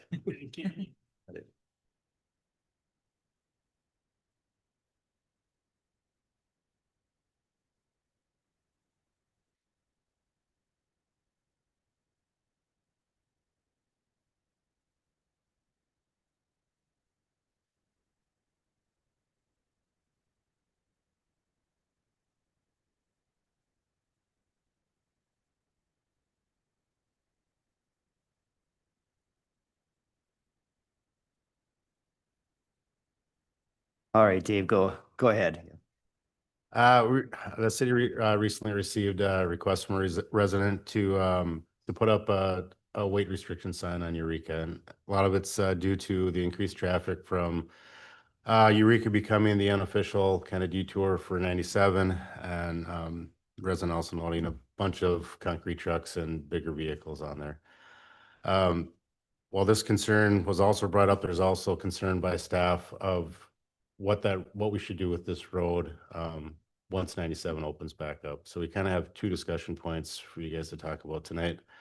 The first one is the weight limit sign. Staff just can't put up a weight limit sign. There has to be a resolution by the city council that, says this is the weight limit on the sign, which is usually backed up by engineering that'll say this is the weight that this should be on. So to that, if the council would like to have us bring a resolution back to the next council meeting, have Ryan and engineering determine what that weight would be, put signs up, we could do that. The only issue is FLPD doesn't have scales or officers trained in weighing out vehicles, so we'd have to ask Washington County for assistance to come up there and man those. So just pulling someone over and telling them that we think they're overweight really doesn't work. You have to kind of show them that they're overweight. So that's or topic number one that we can discuss. But number two is also, once 97 opens back up, there's been some internal staff discussions of what should we do with Eureka. Obviously, all of you have probably driven that road, and it's deteriorating faster and faster as the year goes on, and also due to the increased traffic, which is not helping out either. When the surcharge gets placed on that later on this summer, early fall, that'll also reduce the size of that road, or it won't reduce the size of the road, but the surcharge will constrict it. It'll make it feel tighter. There'll be Jersey barriers on one side of it, making that road even smaller than it is now. So internally, staff is kind of discussing what should we do winter months and all that. If there a possibility of, do we shut this road down? Do we partially close it down? Do we leave it open to one direction?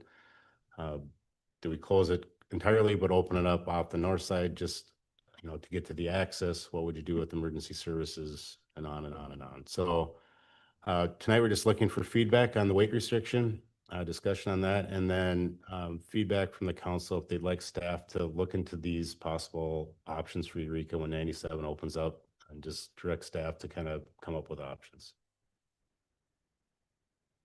Questions?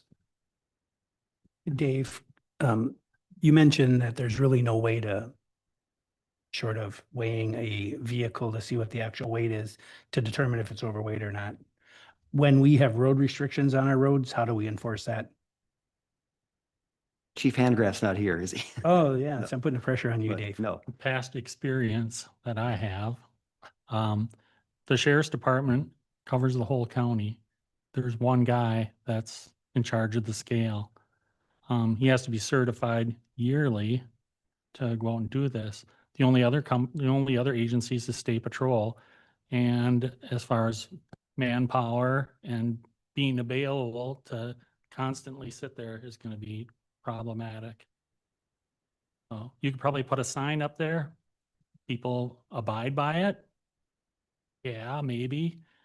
Your enforcement would probably be more likely at spring weight restriction time more than anything. And that would probably be the more timely area of where you probably run into problems with your more heavily wear and tear on your road during that time as well. I would say more times than not, they're abiding it in the spring. I mean, constantly get called by contractors wanting to know when they're coming on and when they're coming off. They're running half loads. Even you see concrete trucks that are probably half empty and still with all 6 tags down. I mean, so I think most people are abiding by that.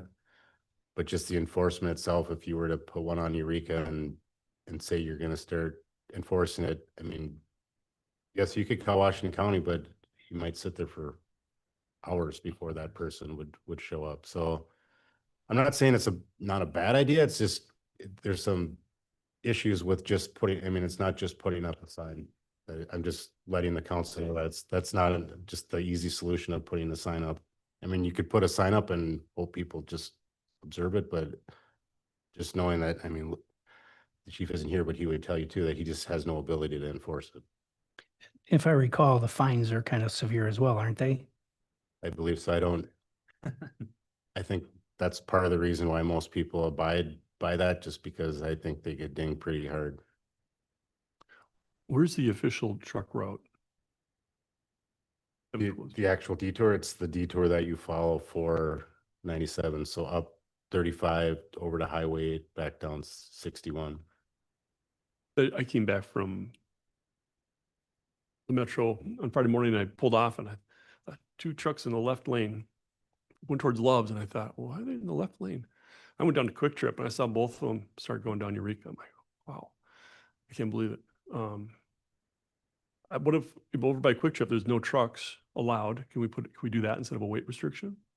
We do have that posted for no trucks, but that, once again, that's enforcement as well, right? It's, you put the signs up and we do get calls on that. And I don't want to speak for the chief too, but what do you balance your time out? Do you sit a patrol car there all day long to to hope to catch a semi walk, you know, driving through there or do what else you're doing.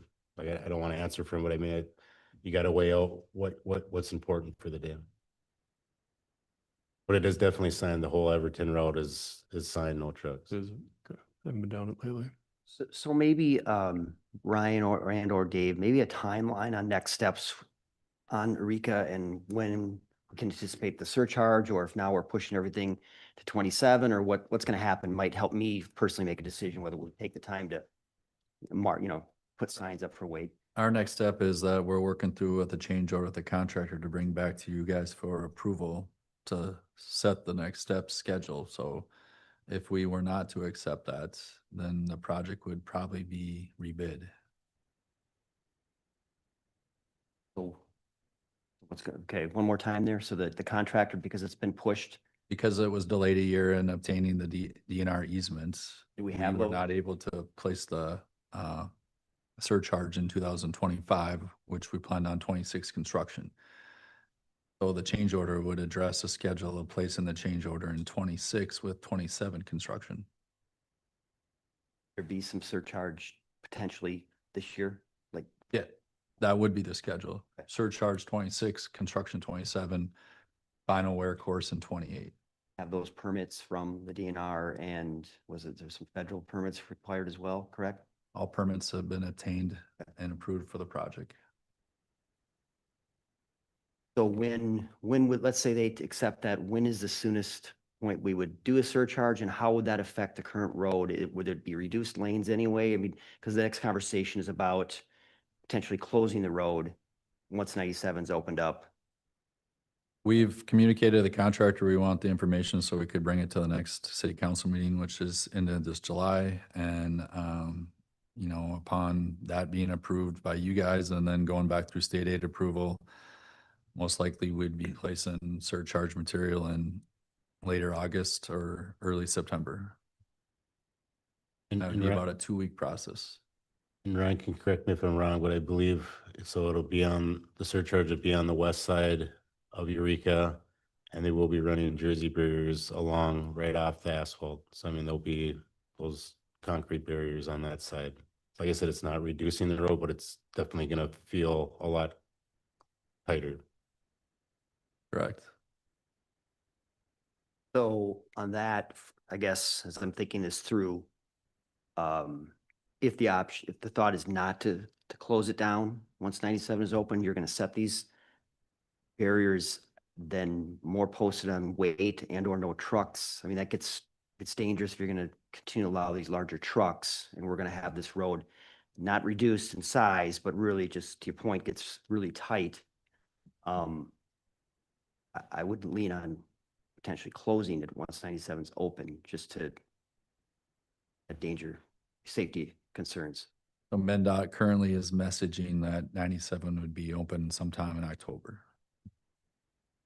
Could we wait to do the surcharge in October? Is that too late? It takes away some flexibility of the contractor on unit pricing, so we would have to give that guidance right now because that's what they're working on, right?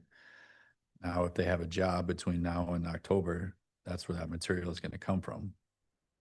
If we have to wait till October, they're going to have at that time find a different source of material to complete that surcharge, which obviously they're going to have some conservative estimate put on that material because right now they wouldn't be able to know exactly on timing of other schedules and projects. Okay, so to the first question, really on the posting weight restrictions, council's thoughts on that?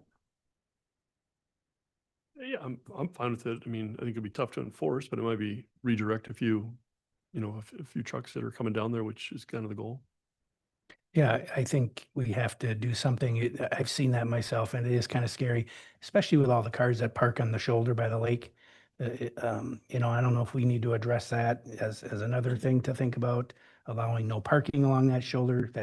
But then people are going to be walking along the road because they all love to fish right there. But between that and the narrowing of the road and those big trucks, we have to think of something. I would agree. So on when the project, and next year when the project can happen, is the idea to completely close the road then anyway? Is that the idea? Or is it gonna stay open into the Sections of it. DNR ramp at least or something for? Yep, it'll be staged, but during the area that they're working in, it will be completely closed to through traffic. You'll be impassable. Just the depth of the excavation of the road material that's being hogged out and new material brought in.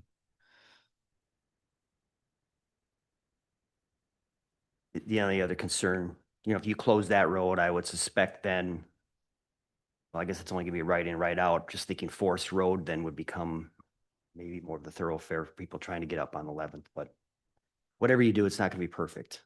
That one, at least they can't make the left to cut through there. They'd have to go all the way up to the roundabout. At that point, you're already up on 61, so. Yeah, there's other concerns, just even once you get the winter season, when it snows, if you have a Jersey barrier on one side, you're gonna have to almost plow the road backwards to push all the snow to the east, which will be another adventure on top of itself. I mean, we love adventures, but it just be interesting. I think if you close it after 97's back open, people that are normally used to driving that road to go into Walmart or Target or whatever, they'll just jump on the interstate. Like that would be I would imagine that would be a big deal. So 197, I'd support closing it or sections of it, right? Like keep access to the landing and Caribou, obviously that's Columbus, but yeah, I think closing it's a fine idea. So maybe, I guess, that's for me, that if the council decides they want to close it yet this fall and do that, then for me, it doesn't make sense for staff to go through the time of writing an ordinance, posting signs and all that. That doesn't make sense. I don't know if you want to come back the next meeting with some kind of a staff recommendation and a final, vote on something like that. Would that be probably next best steps? I think that would tie in good with, if they're coming back with updated prices for Eureka, that'd be a good timing on that. Okay. Got enough direction on Yep, both that works. items? Yep, thank you. All right, thank you. Okay, we will jump back to 8B, funding options for future public works facility. And we have Ellie leading us off, and then we have Bruce from Ellers. And we'll just take a moment or two here to let everyone clear out.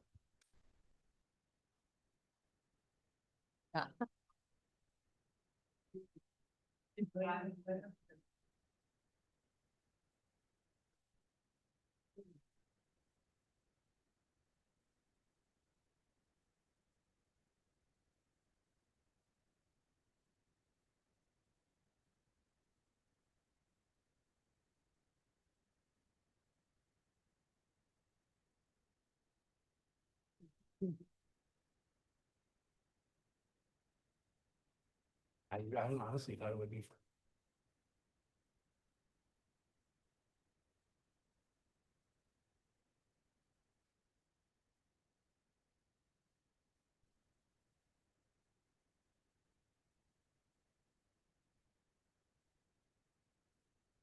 Palmer here. I'm gonna go pull a fire alarm. I should watch it.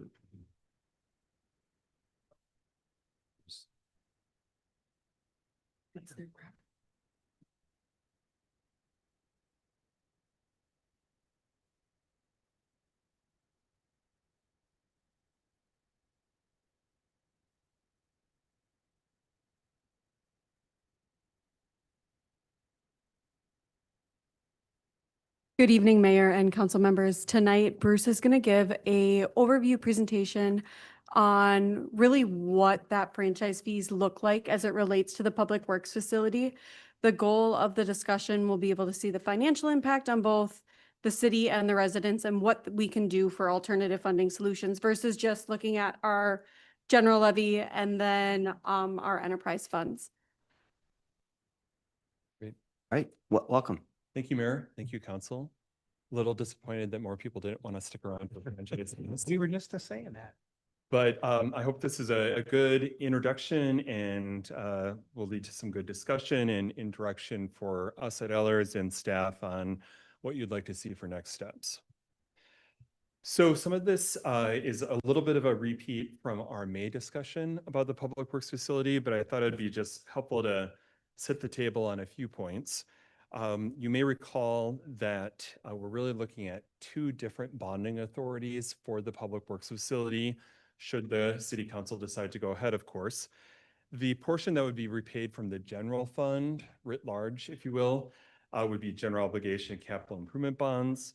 Those are typically secured with future property taxes, but cities always have the ability to substitute something like a franchise fee or another non-utility revenue source in lieu of property taxes.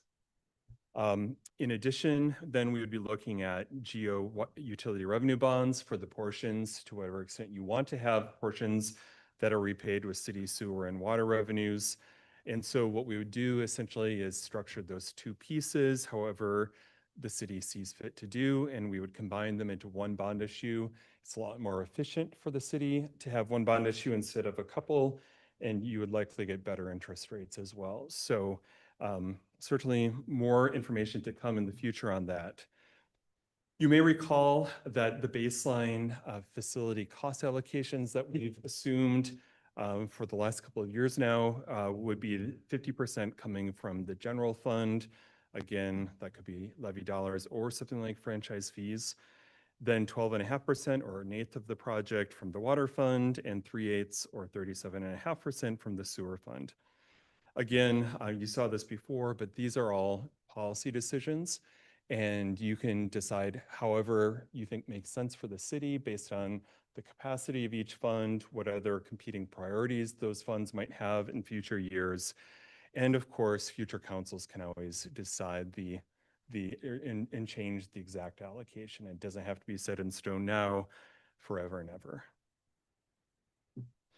All right, franchise fees.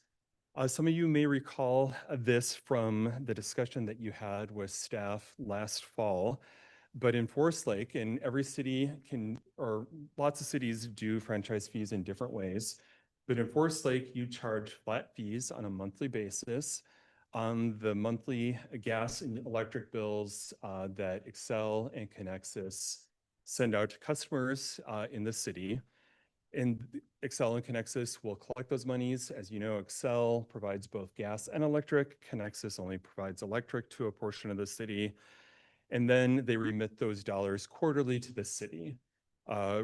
You have different flat fees for different gas and electric user types, so residential versus different types of commercial. And based on the rate changes that you approved last fall, you're estimated to bring in about $1.1 million of franchise fee revenue here in 2026. And as you likely know, currently all of those funds are going to help fund the city's street improvement program. So the question here for you tonight and going forward is, how might the city use franchise fees to pay the general fund portion of the Public Works facility, currently assumed at half of that cost, and also fund some amount of street improvements in the future? And we know that there's other funding sources that you can also use for street projects, but we wanted to give you a sense of what a potential solution might look like, knowing that there's really infinite ways that you could approach this. Okay, moving towards an example or a representative possibility. If you paid half of the debt service on the bonds for a $35 million project from the general fund, that would be about $1.2 million per year. You might remember we looked at a level debt service projection back in May and then a wrapped debt service projection. That's because we were really trying to mitigate the impact on the property tax levy. However, if you use franchise fees, we don't really have that same constraint of needing to shape debt service around existing debt service. So in this example here, we're assuming level debt service, and that would be about $1.2 million per year, again, given the parameters that are noted below.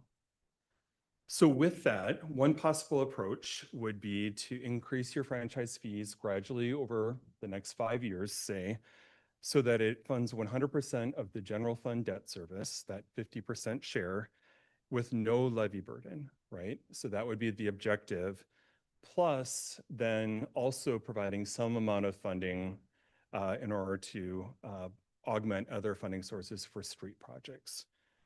And so really the fee increases that we would need to have over that 5-year period would really depend not so much on the bonding amount. Well, it would if you had a much higher or a lower amount than 35 million, but it's really again about what is your long-term target for funding for streets from the franchise fee versus from taxes, state aid, and other sources.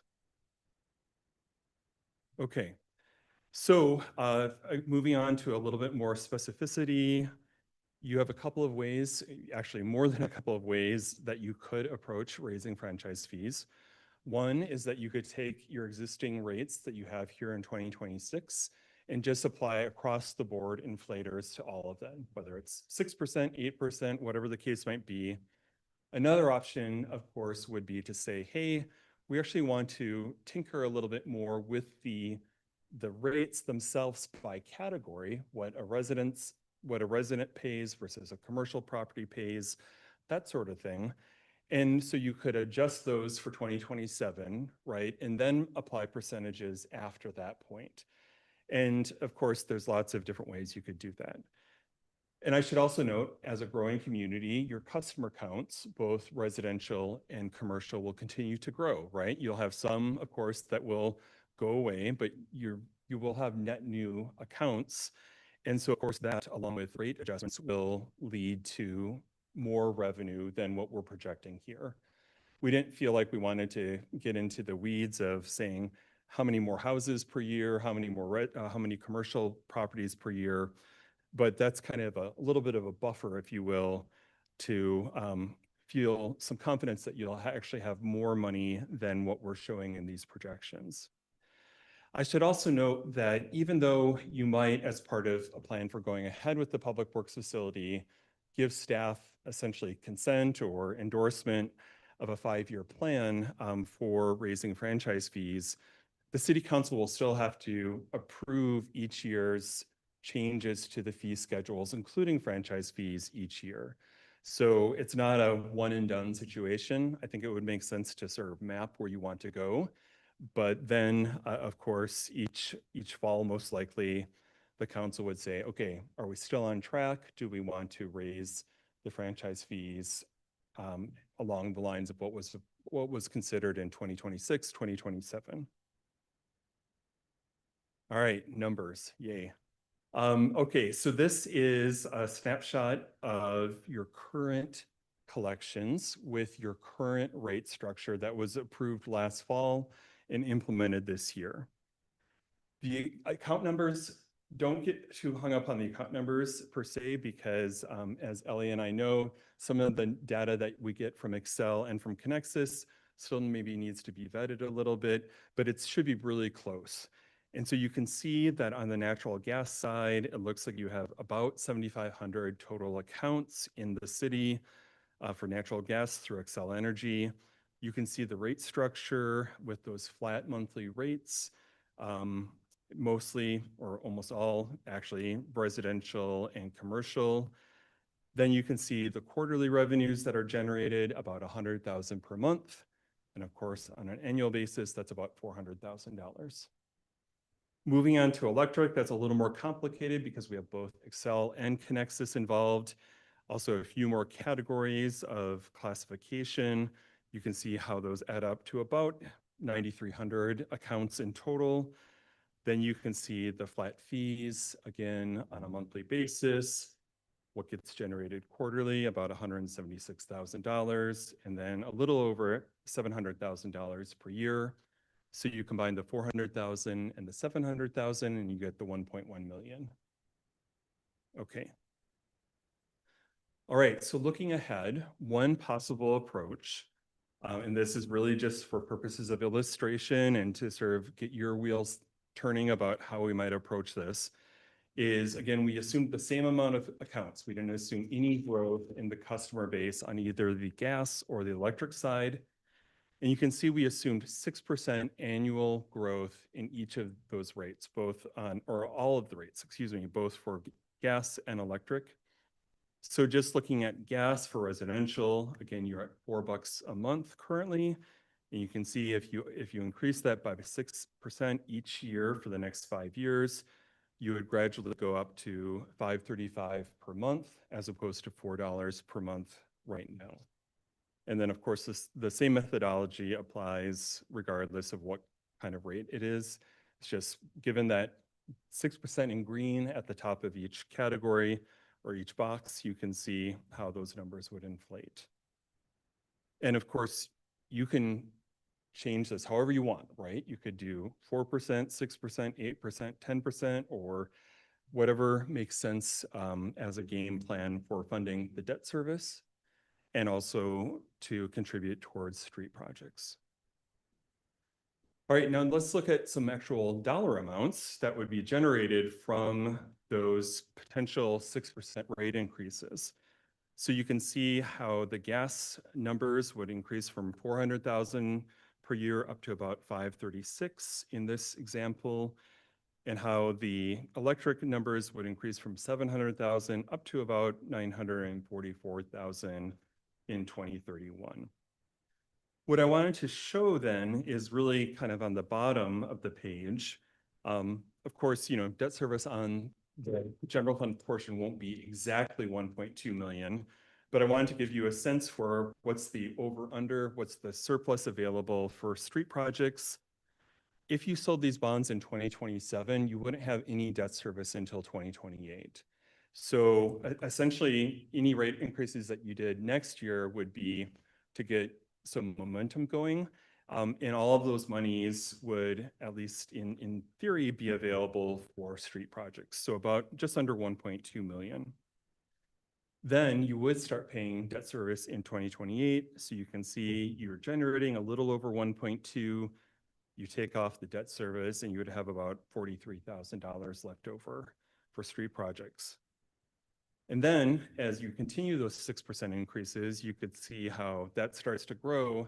And at the end of this projection in 2031, you would have a surplus or funds available above debt service of about $280,000. I tried to, you know, go fairly conservative on this to not presume you would want to generate 500 or 800,000 or $1 million for street projects from the franchise fee, as I know you do have other funding sources, but I wanted to show how you could, over 5 years, get to a certain target, whatever that might be. And now let's look at impacts for properties, including all of you. So I highlighted the residential rates for both gas and electric, but of course this applies to all the other categories as well and the different customer accounts. And on the gas side, you can sort of see the methodology here. $4 a month times 12 is $48 for the year here in 2026. If you executed a 6% increase every year over the next 5 years, in 2031, you would pay about $64. So the net difference over that essentially 5-year period is just over $16. Similarly, if you did the same thing on the electric side, you're currently paying about $66 per year. That would increase to $88 per year. So the net increase cumulatively, right? It would be less in the previous years, but on a cumulative basis, the difference year over year, 31 over 26 would be $22. And I think that's all I had. So thanks for your patience letting me run through that. Would really welcome any questions you have. And of course, then we're looking for guidance on what you'd like to do next. The bonds that are falling off, I remember we talked about it in May. Yep. What's the timing with those being done? Is it anywhere near 31? Yes, yes, it is 31, 32, 33, and then you have a very, very small amount after that. Do you have, really, can you remind me what those payments are right now that would be falling off roughly? It's $1 million. I had it on I can pull up my computer, but maybe Alan has it.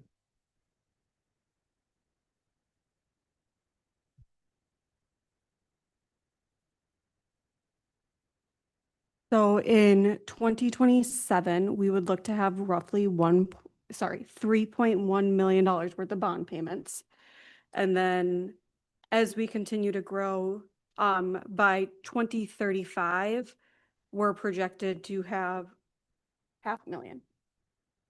The cliff is like around 34, 35. 35, yep. And so part of this is with these franchise fees increases, Bruce and I were having conversation, because we do have that existing levy then already established to establish that tax base, we could, as Bruce mentioned numerous times, what we choose to move forward with, or what the council chooses to move forward with today, might make the most economical sense today. But in 5 years from now, when you have that net tax capacity open up, it's a different conversation, because then, hey, we can use this, not necessarily borrow it from the existing levy, but it's already established, and we could look to then say, hey, when they approved this back in 2028, it made sense to move forward with this allocation. But in 2035, you could have a completely different outlook. Okay, thank you. This might be a question for Ryan. Estimate that we've kind of pre-planned for road improvements over the next 5 years? Sorry.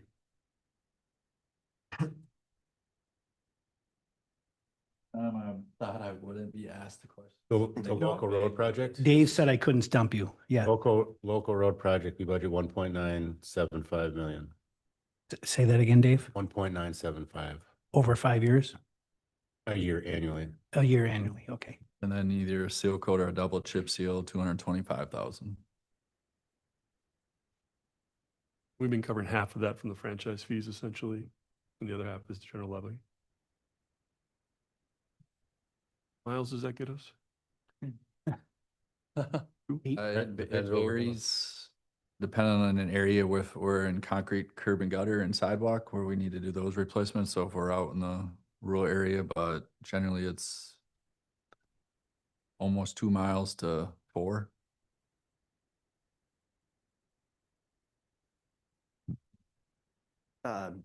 So let's, we've talked about this before. Let's be clear that a fee is a tax, tax a fee. It's the same thing. But I do like the opportunity to spread this out a little bit. There are a number of properties that are not paying property taxes that would have to pay into this, or already are paying into this. For me, I would not want to take any dollars from the road funding, out of this. Would this be additional that would go towards to this project, to the public works? So I like the idea of a combination of sources, between the sewer and water funds, levy, and this. It just makes it a little easier for the average resident to be able to. But if you're gonna use this franchise fee that's generating roughly 1.2 million to cover the general obligation bond, you're basically saying, unless we're gonna raise the franchise fees Well, even that's- more, we're gonna see no to new roads for about 4 years. Well, so we're not contemplating these increases to continue to fund roads with this? Are we saying that we're gonna go strictly, all this money would go towards this project? If you go back a slide, that's what he's showing. So these rate increases only look to raise the current fees. So we would either have to then supplement the funding for roads via other funding sources, or look to increase the franchise fees at a larger rate.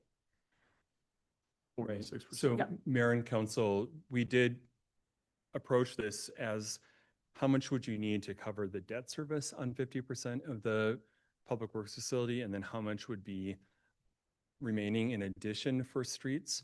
So to just reiterate what Ellie just said, if you wanted to maintain the existing 1.1 million without any change from the franchise fees for streets, plus another 1.2 million, you would need a much larger increase in the franchise fees.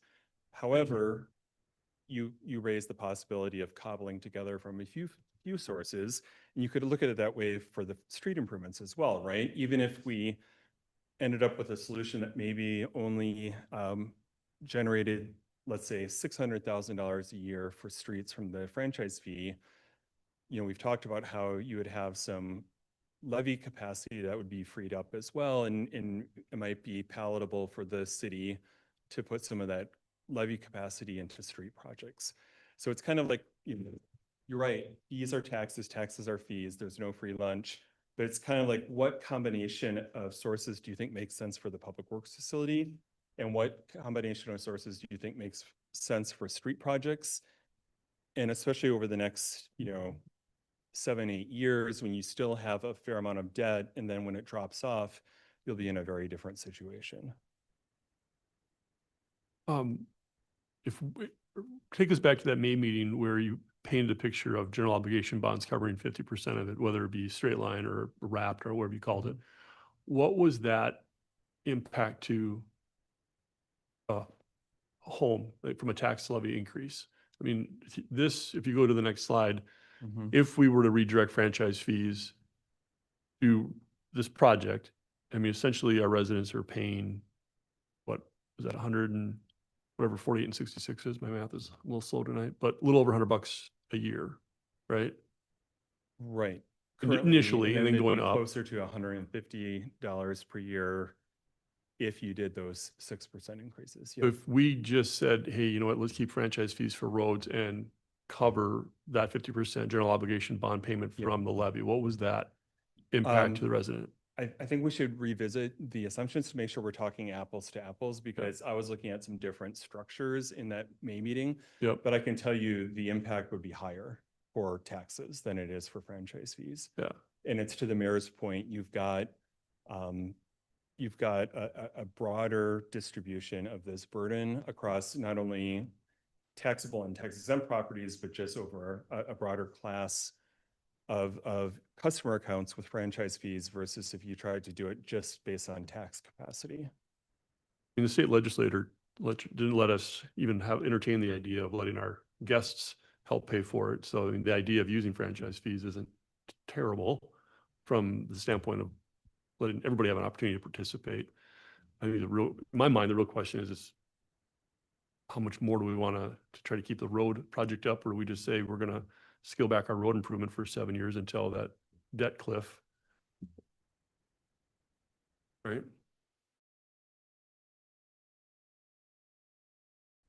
Well, for me, scaling back roads to pay for a public works facility, I'm just not interested in having that conversation, to be honest with you. I mean, we need to come up.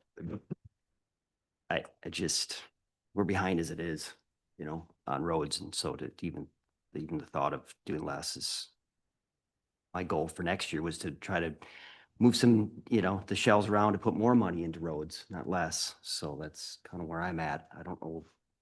But I'd like this as an option as maybe it's increased, but a portion of it goes to pay for this. I'm open to that conversation, but it's got to be a kind of net neutral for roads if we do this.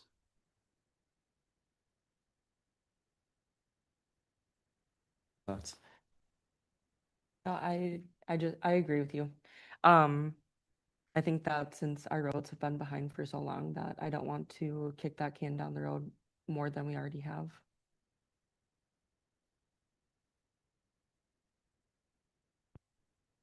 So then going forward with the want to keep the project on track or determine whether this is a valid project still, I would like to come back and work with Bruce, whether it's at the workshop's pretty full agenda. So maybe next meeting, we'll bring back to the council a couple different funding scenarios where we'll start out with what would the bond payments look like 100% on property tax, and what's the net impact per resident. And then we'll do it with all property tax, franchise fees, and then those enterprise funds. We'll work under the assumption that we need to keep the franchise fees mainly going to have that $1.1 million for streets. And then that way we can have a conversation to see what does that truly look like to bring the least amount of impact, well, if we do move forward with this project, on the taxpayer, so that then you can see the true net impact like you were asking for of the levy versus the franchise fees. Because if it's $16 for those 5 years for the franchise fees versus $16 of one hit on the levy per household, like what does that look like? And then that way you will have a better idea of what that quantifying number looks like. Does that seem like a good approach for the next meeting, or is there something else that would help with the decision? For me, that would be good. Yeah. And then any other factors you would like staff to keep in mind besides roads, $1.1 million? Well, I think part of the way that we hit our target on the levy last year was to raise the franchise fees and essentially offset what was on coming from the general fund. So the current working budget for 27, do we have that general levy for roads back up to where we offset it? Okay. Yep. And then we also have, when we were having discussion of franchise fees last year, we talked about having a standard 3% that would then come back in front of the council. So that is also factored into the budget as well at 3% for 27, but that would come back to council for approval or discussion. Thank you. Enough direction? Yeah, I think really what staff is really looking for council to just give us real direction on is if council is comfortable with us continuing to funding options and wants to see this public works facility project move forward, if the funding can be decided upon. I'm hearing that it sounds like council is supportive of continuing to look at funding options for this project. And that at this time right now, continue moving forward. I think staff's concern is that being where we're getting to in the budget season, if the public works facility were not to move forward as originally proposed and considered, start looking at some funding options to stabilize the existing public works facility, and we would need to work about $5 million into the for that purpose in order to secure that facility that our guys are currently working out of. So that's kind of where staff is just looking for some real solid guidance at this point, because we do need some budget considerations into. If we went down that road of spending $5 million on the current facilities, what kind of time frame does that buy us in terms of longevity of building? Is it a 7-year? Is it a 10? I mean, what is it? 3 years?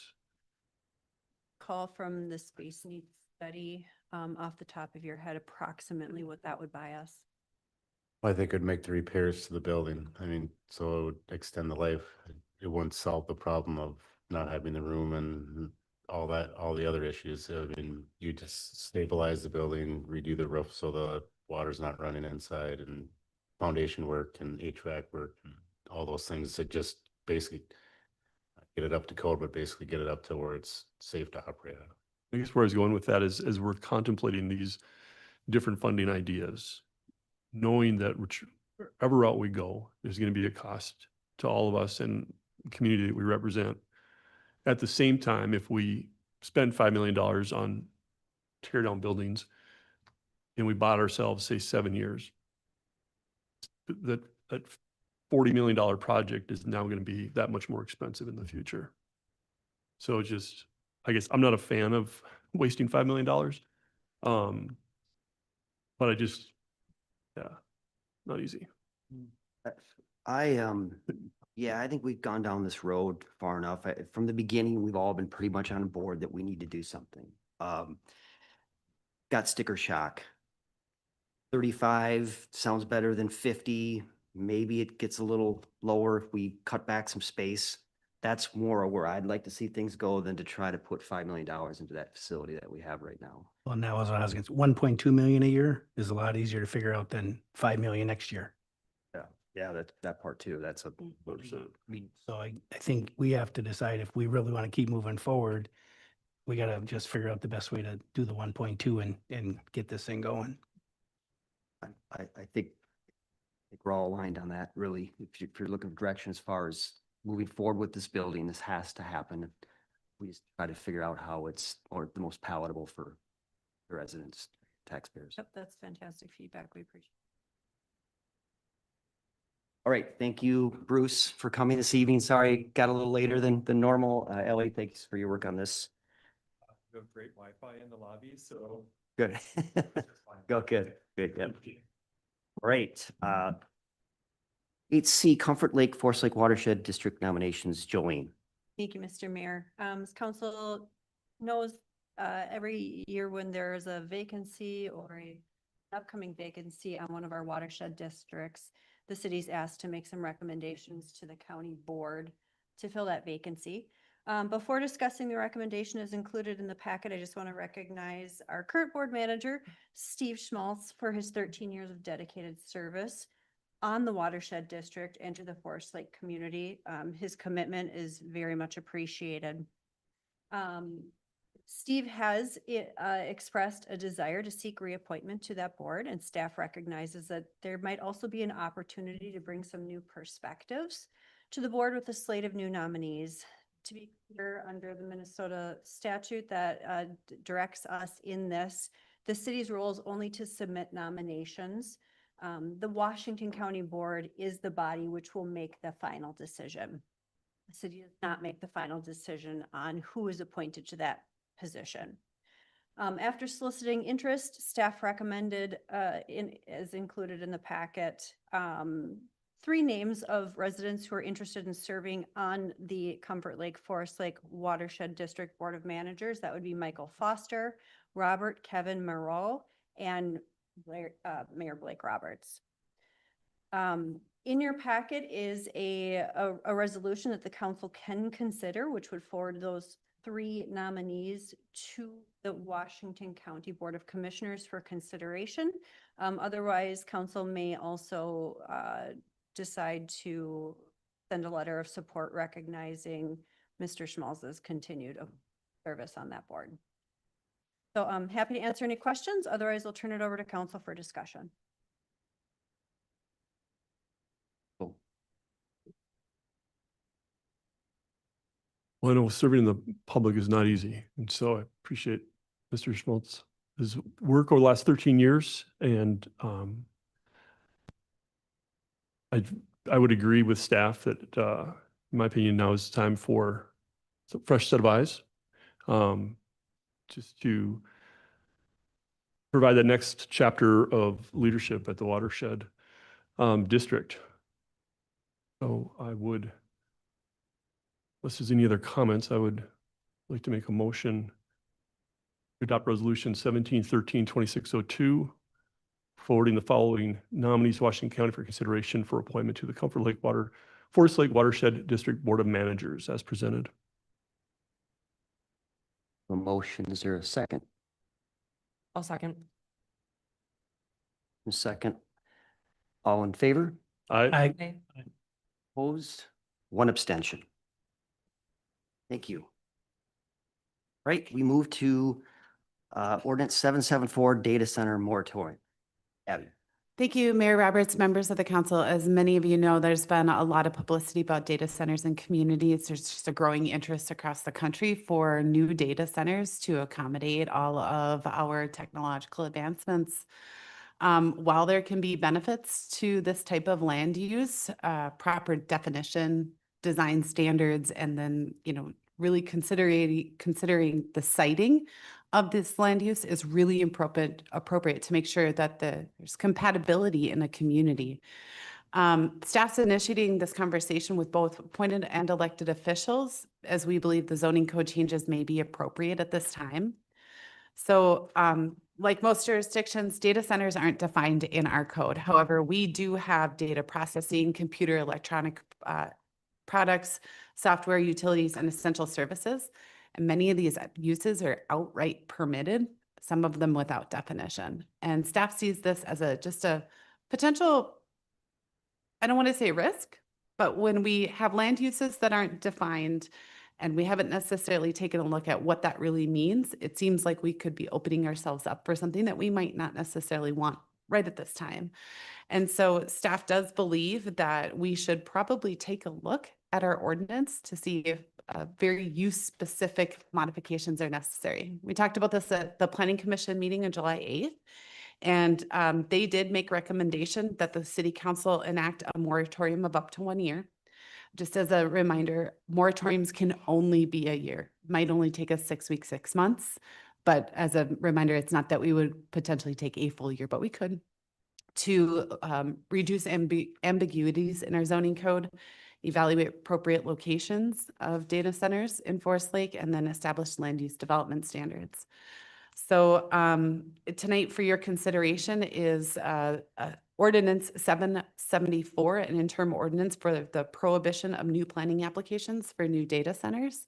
And staff and the Planning Commission are recommending the City Council discuss, and then if the council is in concurrence, move to approve that ordinance. Any questions? What is our current relationship or where we're at with the tech corridor that we were involved with and for quite some time, that we're really promoting this type of exactly what we are potentially putting a moratorium on? Yeah, it's a great question. We are still within the Minnesota Technology Corridor, and that technology corridor runs along I-35 between Anoka and Washington County and several cities along the area. It actually extends as far west as Blaine. There have recently been some things that we learned in terms of just electrical capacity within the corridor to support these types of users, not just data centers. Data centers are known as kind of high energy users, but even some of our med tech or manufacturing.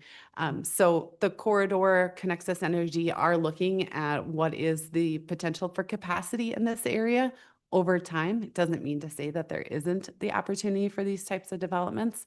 I think that is still something that the tech corridor is looking at, the opportunities for high tech users, not necessarily direct marketing though for data centers. Thoughts, questions? I have a question. It seems like there's a lot of discussion on these data centers throughout the state right now. Abby, in your opinion, what is the reason why these are disliked so much? Well, I think anytime you have something new going in on vacant land next door, that's generally not viewed favorably by neighborhoods. I think that there's also concerns over the maybe unstudied implications or impacts that they could have to the environment, to the neighborhood, to individuals. And I think, that's probably a bigger guiding factor in this.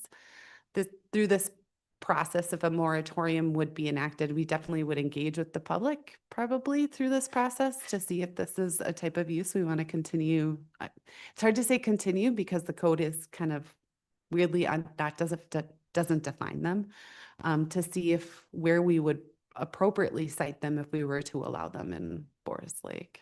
Is there actually any recorded or proven data that they have environmental problems or could cause environmental problems? I have not studied that to confidently answer that question. Okay.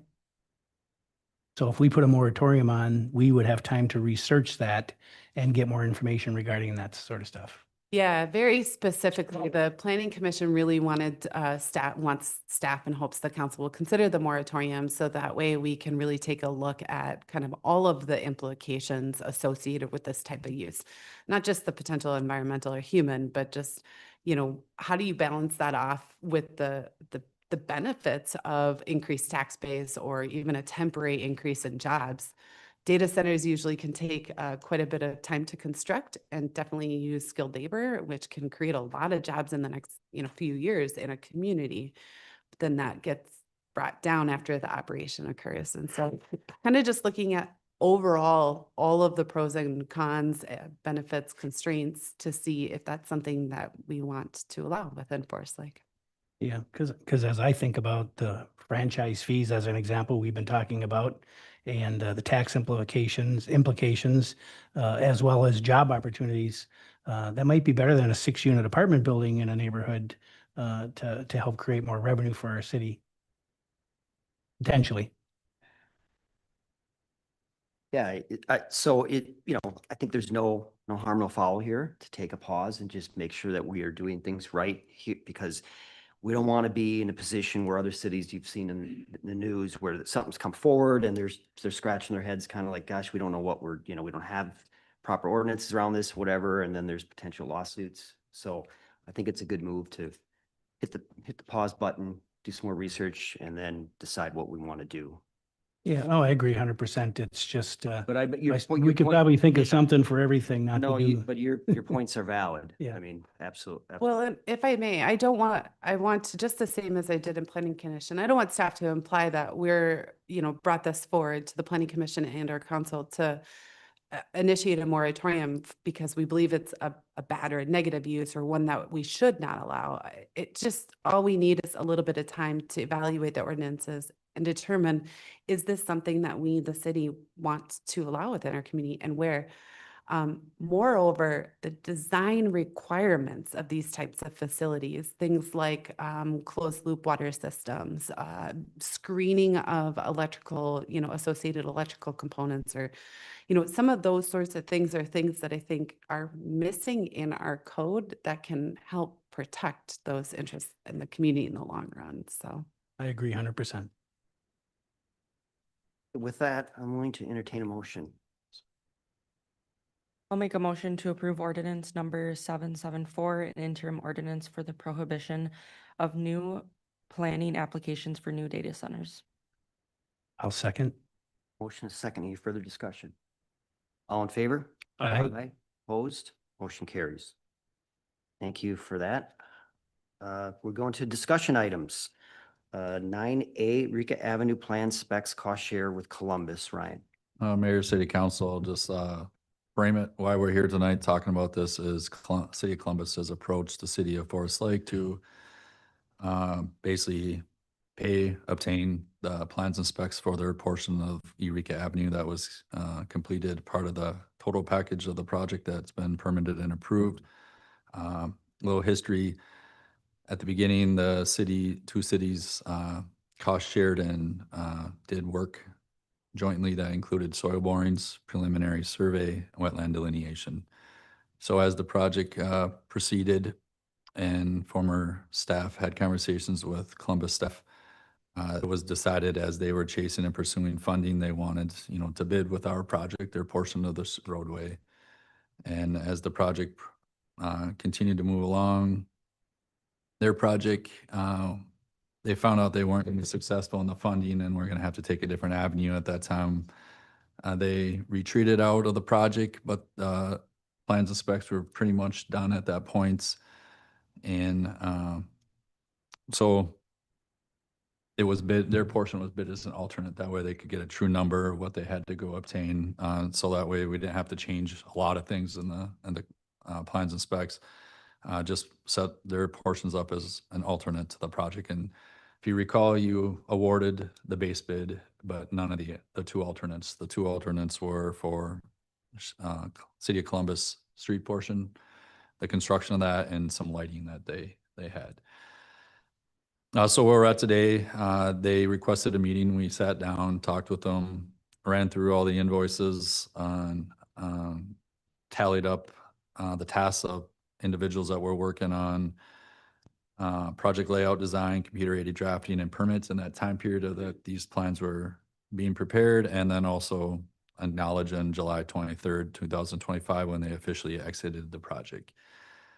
We did it on a linear foot basis. Total project length is 7,143 feet. Forest Lake has 5,843 feet. Columbus has 1,300 feet. And then took those costs, divided those, and came up with a cost of $74,373.48 when we met with them. They came back and asked a bunch of questions. Did that time include some of this and that? We did go back to the detailed invoices where all the notes were able to pull out. When time was recorded, we put a note associated with the work completed. We did take out the time related to the DNR easements, the utility license, and the fishing pier, all in Forest Lakes area. So that's where then we come still looking at it at a linear foot, because same type of Work in that road section had to be done in Forest Lake and Columbus, and that's where we come with the dollar amount, $67,209.32. So, other things that were in the Forest Lake area, obviously we have landscape architecture with all the fishing piers, the landscape erosion embankments area, that's all part of that project. Some structural components and some retaining walls and the lighting through that area too. So, but when you look at it, big picture, we feel it's more than fair that we would be requesting from the city of Columbus $67,209.32 based on the linear foot of the project, the scope of work that they needed to complete their plans and specs and get their project permits. Now that they've obtained funding, instead of them having to go and prepare plans and specs on their own, they're looking to, pay the city to hand over that stuff that's already been prepared. Is that what you wanted me to cover tonight? Yeah, it is. And Mr. Mayor, I'll just add that, if council's comfortable with us going down this path of this cost share and them essentially purchasing their portion of the plans, we're just looking for some council nods on that, and then we can work with legal to draft an agreement that would be on our next agenda, just memorializing the final steps of this. I think it makes sense. Columbus has been a great partner of ours in fire and everything else, so why wouldn't we want to do this and be supportive? With that, somewhat related, back to the topic earlier, if we were to close it this fall, have they weighed in any way for, against, or not? Well, this was the first conversation that has been discussed about a road closure, unless you've had some separate ones with Public Works. I don't think so. Maybe some feedback there from them if they are agreeable or okay if we decided or if they'd be, or we didn't strongly, or one way or the other. It'd be nice to have. Thinking out loud, they're probably well, no, we like that traffic because we have a business there. It is gonna come down to a safety decision. I think we need to, this is short term. There's gonna be some additional conflicts out there, getting to what we ultimately are gonna have a very safe and usable project at the end. And why risk something during winter out there?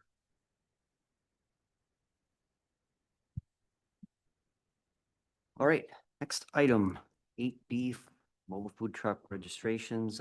Amanda or Jolene? Is Amanda taking? Amanda's going to take this All right. one.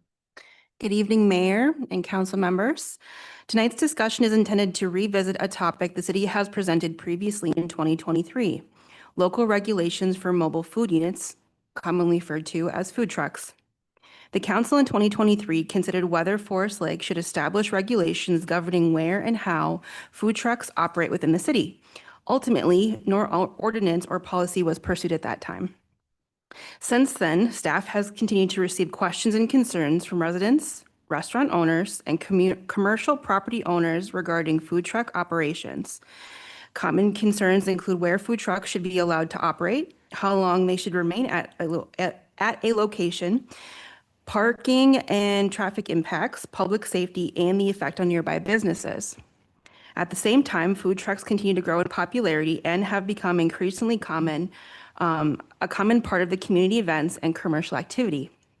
Because of these ongoing questions and changing trends, staff believe it is appropriate to revisit this discussion and seek policy direction from council. Prior to discussing potential regulations, I'd like to briefly explain what qualifies as a mobile food unit. Pursuant to Minnesota statute, a mobile food unit is a food and beverage establishment that is either motorized or trailer mounted. It may operate at a single location for up to 21 days annually. Mobile food units are also classified by their ability and intent to prepare food and beverages on site in a mobile kitchen for immediate consumption. Some examples can include beverage trailers, donut trailers, barbecue and smoker units, and gourmet or street food. It is also important to understand that mobile food units are already regulated at both the state and county levels. Depending on the type of operation, food trucks must obtain licenses through either the Minnesota Department of Agriculture or the Minnesota Department of Health. Both of those agencies oversee the food preparation, sanitation, licensing, and food safety. Washington County also recommends mobile food units operating within the Red County to register with the Public Health and Environment Department and obtain any necessary county permits on their level. So because the state holds primary licensing authority for all mobile food units through the Minnesota Department of Agriculture and Health, most peer cities opt for a registration framework versus a licensing framework.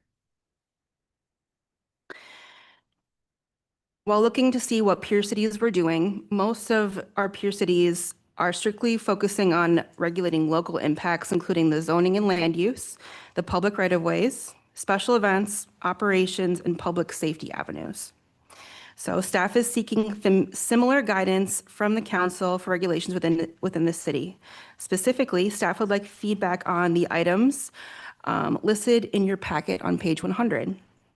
Ultimately, the goal is to balance the benefits that food trucks bring to the community while addressing legitimate operational concerns. Regulations can help promote public safety, manage traffic and parking impacts, address noise and waste disposal, protect local waterways, and provide consistency for businesses, residents, and enforcement staff. With that, I'd be happy to answer any questions. Let me know what you guys think. Thoughts, questions? So just to be clear, on page 100 of our packet, we've shown our peer cities, and it would appear that, I mean, most of them charge very little to nothing. Is that accurate? Correct. The food truck operators pay heavy fees with the state and county already. So peer cities are kind of keeping that fee pretty low.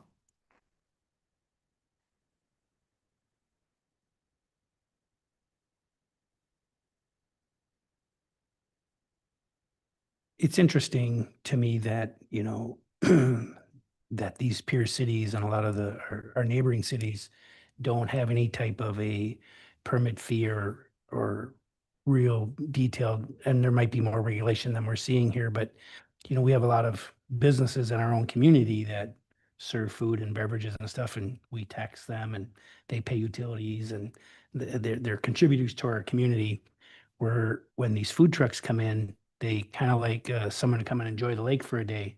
They kind of bring their stuff with them. They go out and enjoy the stuff and create some revenue, and they pack up and they leave, and we don't really benefit.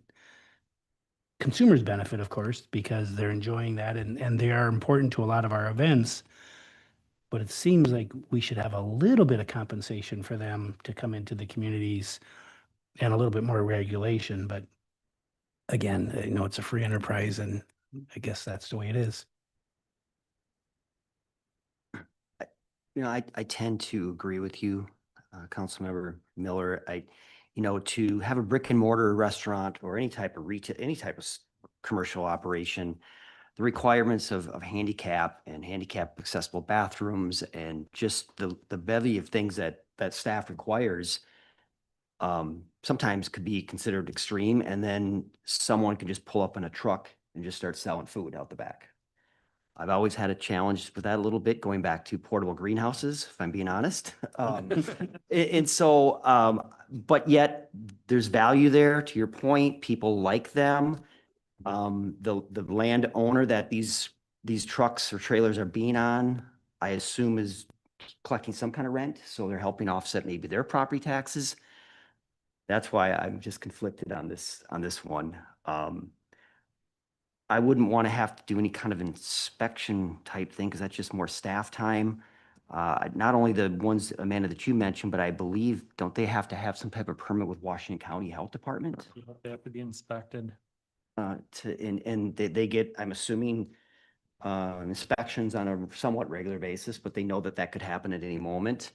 But I think some guidelines around this, and I just don't know what, but something for, so it's not just a free for all where someone can pull up and sit in one location for months on end. Seems like could be a happy medium. Well, like our Arts in the Park, we rely on those folks to come and be vendors at our event. But using an example, let's say the taco truck that sits in the liquor store over there by Wells Fargo, that's there continuously. Generator just firing off loud as. Oh, whatever, Yeah, whatever no, the case may be, they're there continuously. Not that it's they probably, a lot of people in town, the place is busy, they enjoy it. And then again, when you hold, let's say the 4th of July event at the Legion, there's food trucks that come there and set up all over the place. The Legion charges that, those, Legion must charge those people a fee, or like right now, if someone's downtown, is the Legion involved in that and getting a piece or something? I don't know how that all works. I know they solicit to them people for vendors. So there's vendors down the road, there's vendors on the property and bordering the property too. What do we charge, Arts, to your point, Arts in the Park for an annual, permit to be down there I can hear. on the food truck side of things? That. I assume there's a fee, right? There is, and it's included in schedule, which council takes a peek every year and reviews and approves.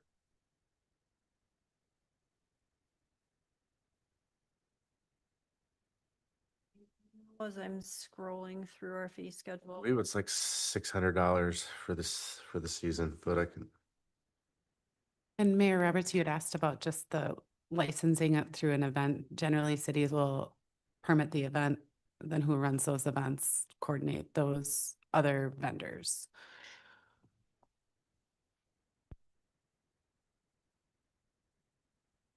So maybe something that's aligned with what we do for Arts in the Park. I don't know, as a starting point potentially to a discussion. Yeah, I There's think some, we've set a, precedent there. That's what we charge. People are more, we have a waiting list typically of food trucks to come into that, for that. it is $650 for this. Thing there though, I mean, that's a captive audience that the city spends a lot of time promoting to drive people there.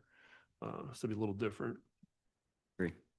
And that is for 11 events, so it's basically $60 a day or $60 a time. Yes, some of these like Hastings where it is, it kind of graduates a little bit. So, 30 a day, but then monthly and then annually, it's really not that much. Where would that money, would that just go into general levy or licensing and all the rest Correct. of It would go back to the general. it? And how much additional work do you anticipate staff would have to collect a couple of these at $225 a year? I mean, that's the other part, is like, what's the payoff there? It would take some staff commitment, staff time. Really, it's more checking references. We would develop an application similar to. I think key is that under state statute, we are not allowed to charge more for a license or permit fee. But we can't turn a profit on these fees. So our fee has to be commensurate with the work that we're putting into it. So the fees that Amanda very nicely laid out in the staff report, that some of our comp cities are charging are pretty consistent with what we would be able to charge, ensuring that we're not overcharging and turning a profit. How would we enforce it though? I mean, I see, these pop-up things at Cub, and I think there's a nonprofit in the area that hosts kind of these things once in a while. Like what would that look like for us to actually enforce that they have a permit? It would be, part of it would just be spreading the word that we've got a registration process in place now, and an application needs to be submitted to the city. B, it would be an educational component. Registered with the city. We educate them that they have to follow this process. Amanda brought up an excellent point when we were chatting about this last week with our solicitors within the city. We do have a process for solicitors so that the community is aware of who's registered and who's complied with our ordinances. And folks can look at that anytime. We could do something similar. At a minimum, that makes sense. I mean, we're asking for a registration just to solicit, but we're not going to require anything on a food truck. Seems like they should be aligned a little bit somehow. But so did staff do a look back on? Swore it back in the day, there was some kind of rules we had where I remember it seemed like there was an older taco truck that it had to move every 2 weeks or something like that and had different locations because you couldn't just park all summer. So is there any history on that? Not the state statute where it's 21 days. Correct, Mayor. So the state statute is 21 days or less. Cities can obviously have stricter regulations in the state. We just can't have less. So staff discussions have talked about having maybe a block schedule, but of course, we're asking for council's feedback at this time. So that right now, if they're in one location for more than 21 days, they're They're out of compliance Great. with state Yeah, statute, right. correct?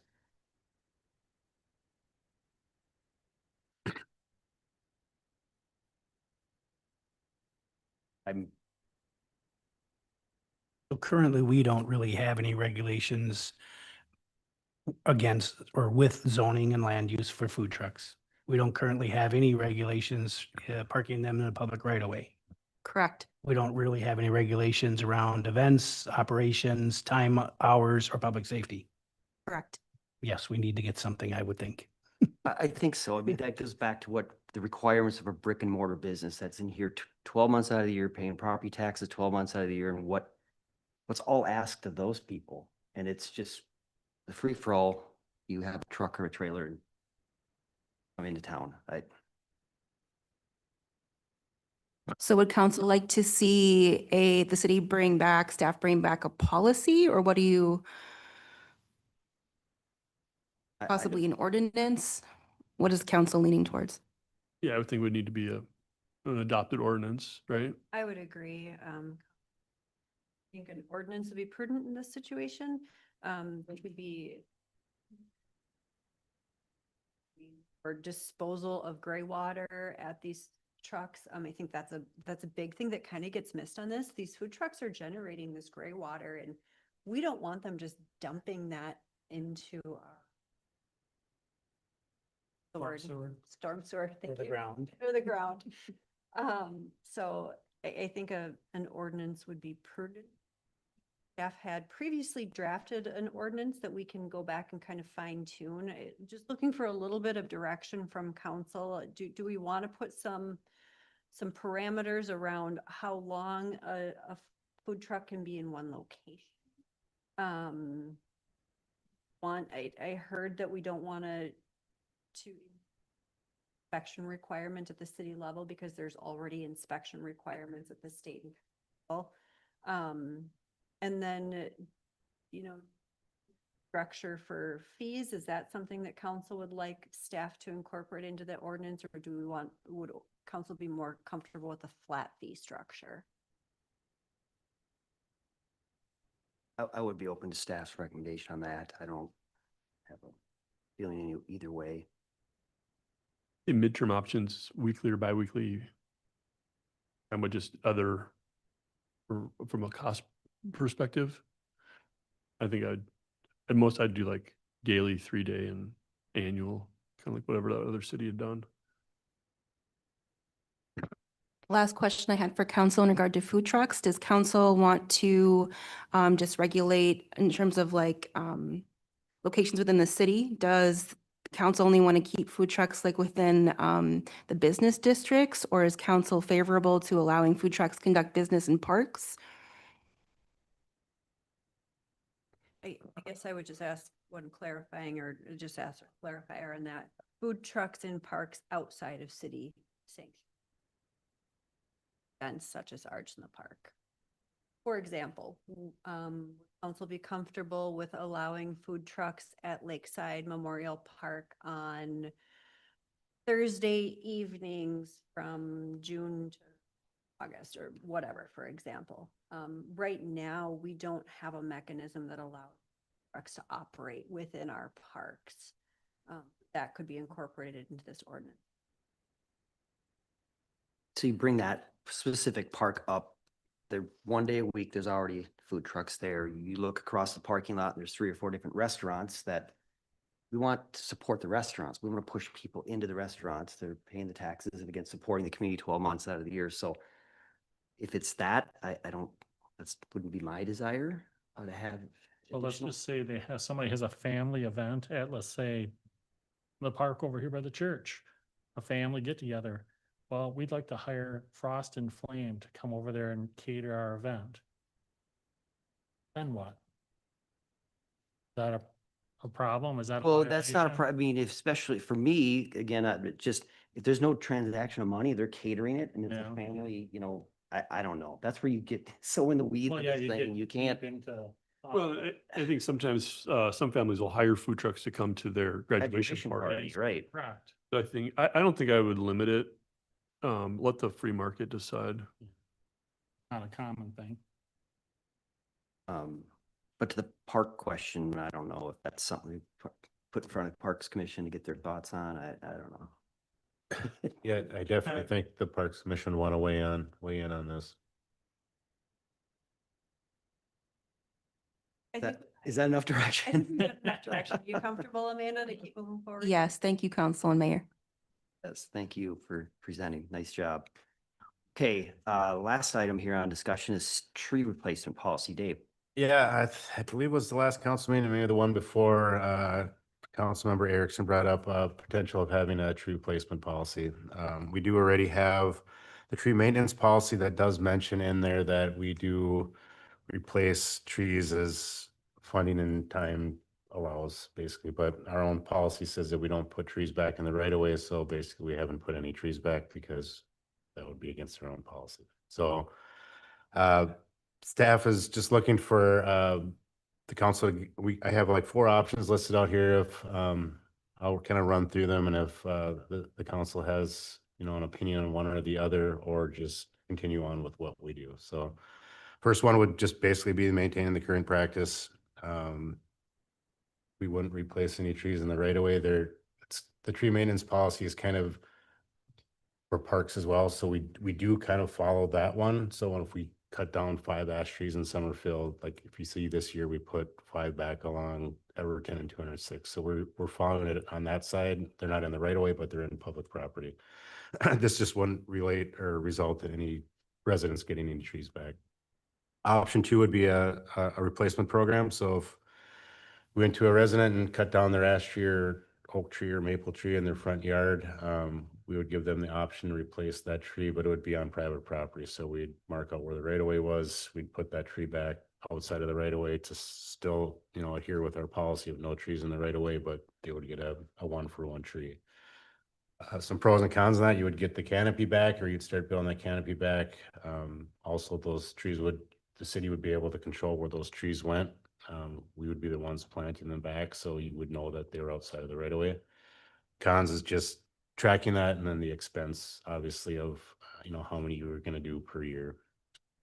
The other option is the voucher program. So that's basically the same as the first option, except for we would give them basically a coupon that says you can go to one of these 4 nurseries or stores within Forest Lake, and you can pick out one of these 5 selected trees and buy it, and the city will reimburse you once you plant it. It takes additional administrative costs to track this, but it reduces public works staff time, but then you also lose that control of making sure that it's planted outside the right of way. So at some point you would have to follow back up and make sure that it was, planted in private property. Option 4 is the community canopy replacement. It's kind of like we're doing right now, but we just increase the more trees that we plant on public parks and public property. So you would say if we removed 75 trees this year from right-of-ways throughout the city, we will replant 75 additional trees throughout city parks. Those are kind of the 4 options. Do nothing and continue with our policy that we just take them down and we don't replace them in the right of way, and it's up to a property owner to do it themselves on their own property if they want something replaced. Start a program where we do replace 1-to-1, but outside of right of way. Policy where we would give the property owner a voucher at participating business, to get that planted, or the 4th one of to track how many trees we plant and purchase and then replant within city property. That one, obviously, the resident wouldn't see the bonus of having the tree, but you would be replacing a tree within A good example would be Castlewood Park, Castlewood Golf Course, right? We could probably plant 500 trees out there. So get a replacement plan that everyone that's taken down gets put out there, something like that. Any thoughts on any of those options? It's personally, I'm leaning more towards option 4. It builds back that canopy, but I mean, I don't think public works should be planting trees in people's front yards for them. It's just, that's good policy. So that's where I'm leaning. Dave, I thought we had a program already in place. If a homeowner cut down a tree, whether it be diseased or dead or storm damaged or whatever, they had to replant a tree. Not that I'm aware of. Generally not when Maybe- they're dead, diseased and dying. Okay. I do believe healthy trees, we might have some provisions, particularly in our shoreland ordinance, Yeah. floodplain regulations. We'd have to go back and take a look. I think there are some functions in zoning that do require that, Okay. but more often than not, the dead, diseased and dying, we don't ding them that way. I don't know, Okay. that might not have Yeah. been the best phrase, but Yeah. people aren't having to, that same requirement. Okay.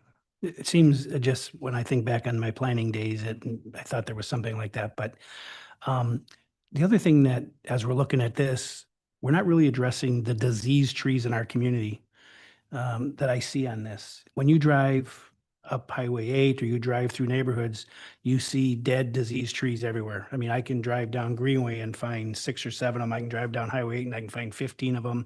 I can drive down North Shore, and just across the street from where I live, there's a guy that's got 4 huge dead trees in his yard. A lot of cities today have ordinances that say if you have a dead tree, you have to remove it. And if you don't remove it, we're going to remove it and we're going to charge you for it. Because they're dangerous.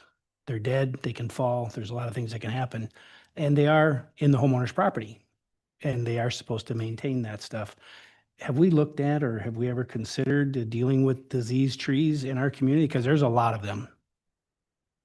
Yeah, I mean, we have a nuisance tree ordinance that we adopted a year or 2 ago, but I don't know if it strictly goes to where I believe if it's deemed a safety concern, then you can, code enforcement can, give them notice and follow through that pattern. Yeah, a lot of communities that I work in where our agents sell homes, they have inspections. And part of the inspection process is the city inspects for dead and diseased and dying trees. And if they see any, they demand them be removed prior to closing. And I don't know if we don't get rid of these diseased, dead, dying trees, if it's going to continue to make things worse or what. I'm not a arborist, so. It's tricky, right? Because I mean, you go to some property through here and they might have 5 dead ash trees, and I know what 5 dead ash trees are going to cost to take that down. So I mean, I think a lot of it's it's a dead one from Emerald Ash Borer. It may be dead, but it's structurally it's sound. It's not about to fall over, but a nuisance where yes, it's leaning over a building, and and our city attorney who'd be here also, if she was here, she'd probably say, don't get into private trees. It's not the city's deal to deal with private trees as well. And we get calls from that. Abby can probably attest to that we get calls all the time wanting us to get in the middle of a property line tree battle. And Amanda will tell us, do not get in that battle. It's a private tree. So there's a lot of fine lines in that, we can go down that, but what do we want to do with the right of way trees and the public property? Councilman Miller, I understand and appreciate your concern. And I think to Dave's point, at some point, as these things continue to be dead for 5 years, 7, 8 years, it is going to have to be addressed because it becomes a safety issue. I don't know if we need to address it right now. Hopefully over time, people get sick of looking at their own dead trees and they just take them out themselves. And I know on a lot of like if someone's going to buy a piece of property, they'll see that. That's part of the deal. And the contingent on removing these 3 trees, otherwise we're not buying it. And I think they might organically happen, hopefully, but at some point for future council, I think maybe that is going to happen because they are dangerous. So I tend to agree, Leif, with you on the option 4, where we're replacing our, on our own public site, but not in right of ways. I agree. I'm good with option 4. So just prepare a policy and come back with that for approval, just with option 4 in mind. Yeah. Yep. All right. Hour 2, 3.5, 15 minutes. So staff updates. Ellie, No updates. fine. No updates. Can I just ask a real quick question? You mentioned a little bit on the 97 thing, so did I hear October, or where are they thinking at this? I just think it Why? would be a little shorter window than that, but they just keep communicating that that's when they plan on opening the road is in the October timeframe. Okay. All the water main work has been completed, so I know there were some comments earlier that, yeah, water main went across at Everton when the Highway 97 project came. That's common practice. Anytime there's a big recon like that, we're always looking to see how we can get utilities across at a fraction of the cost if we came in and do it at our own.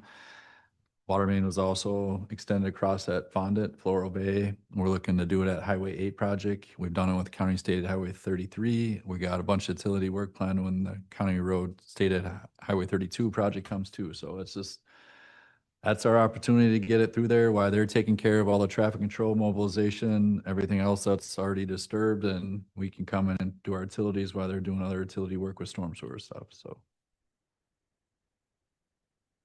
Amanda, No updates. Abby, Just 2 quick ones.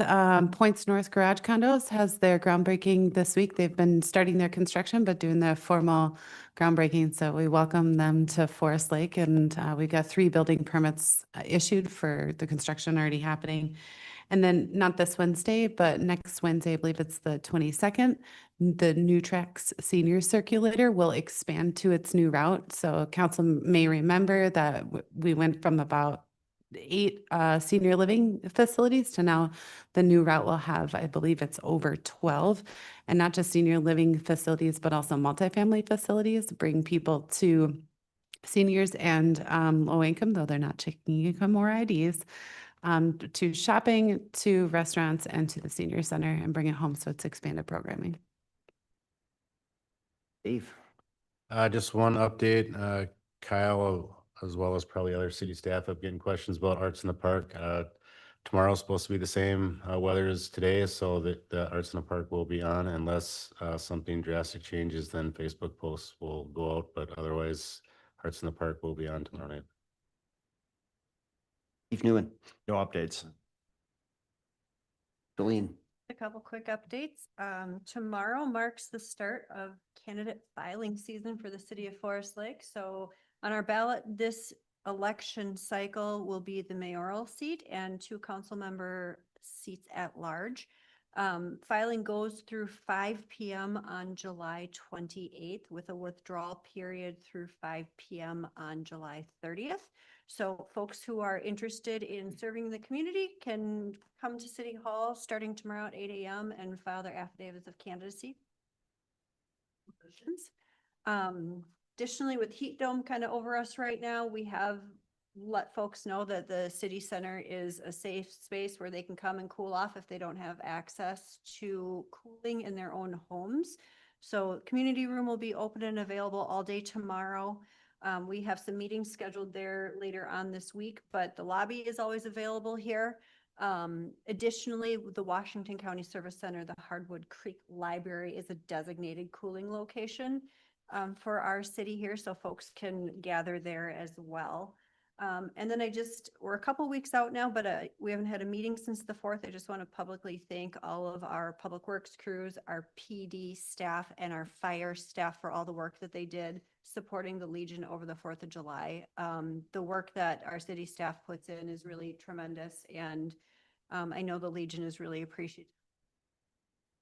I want to say thanks for that hard work on that celebration.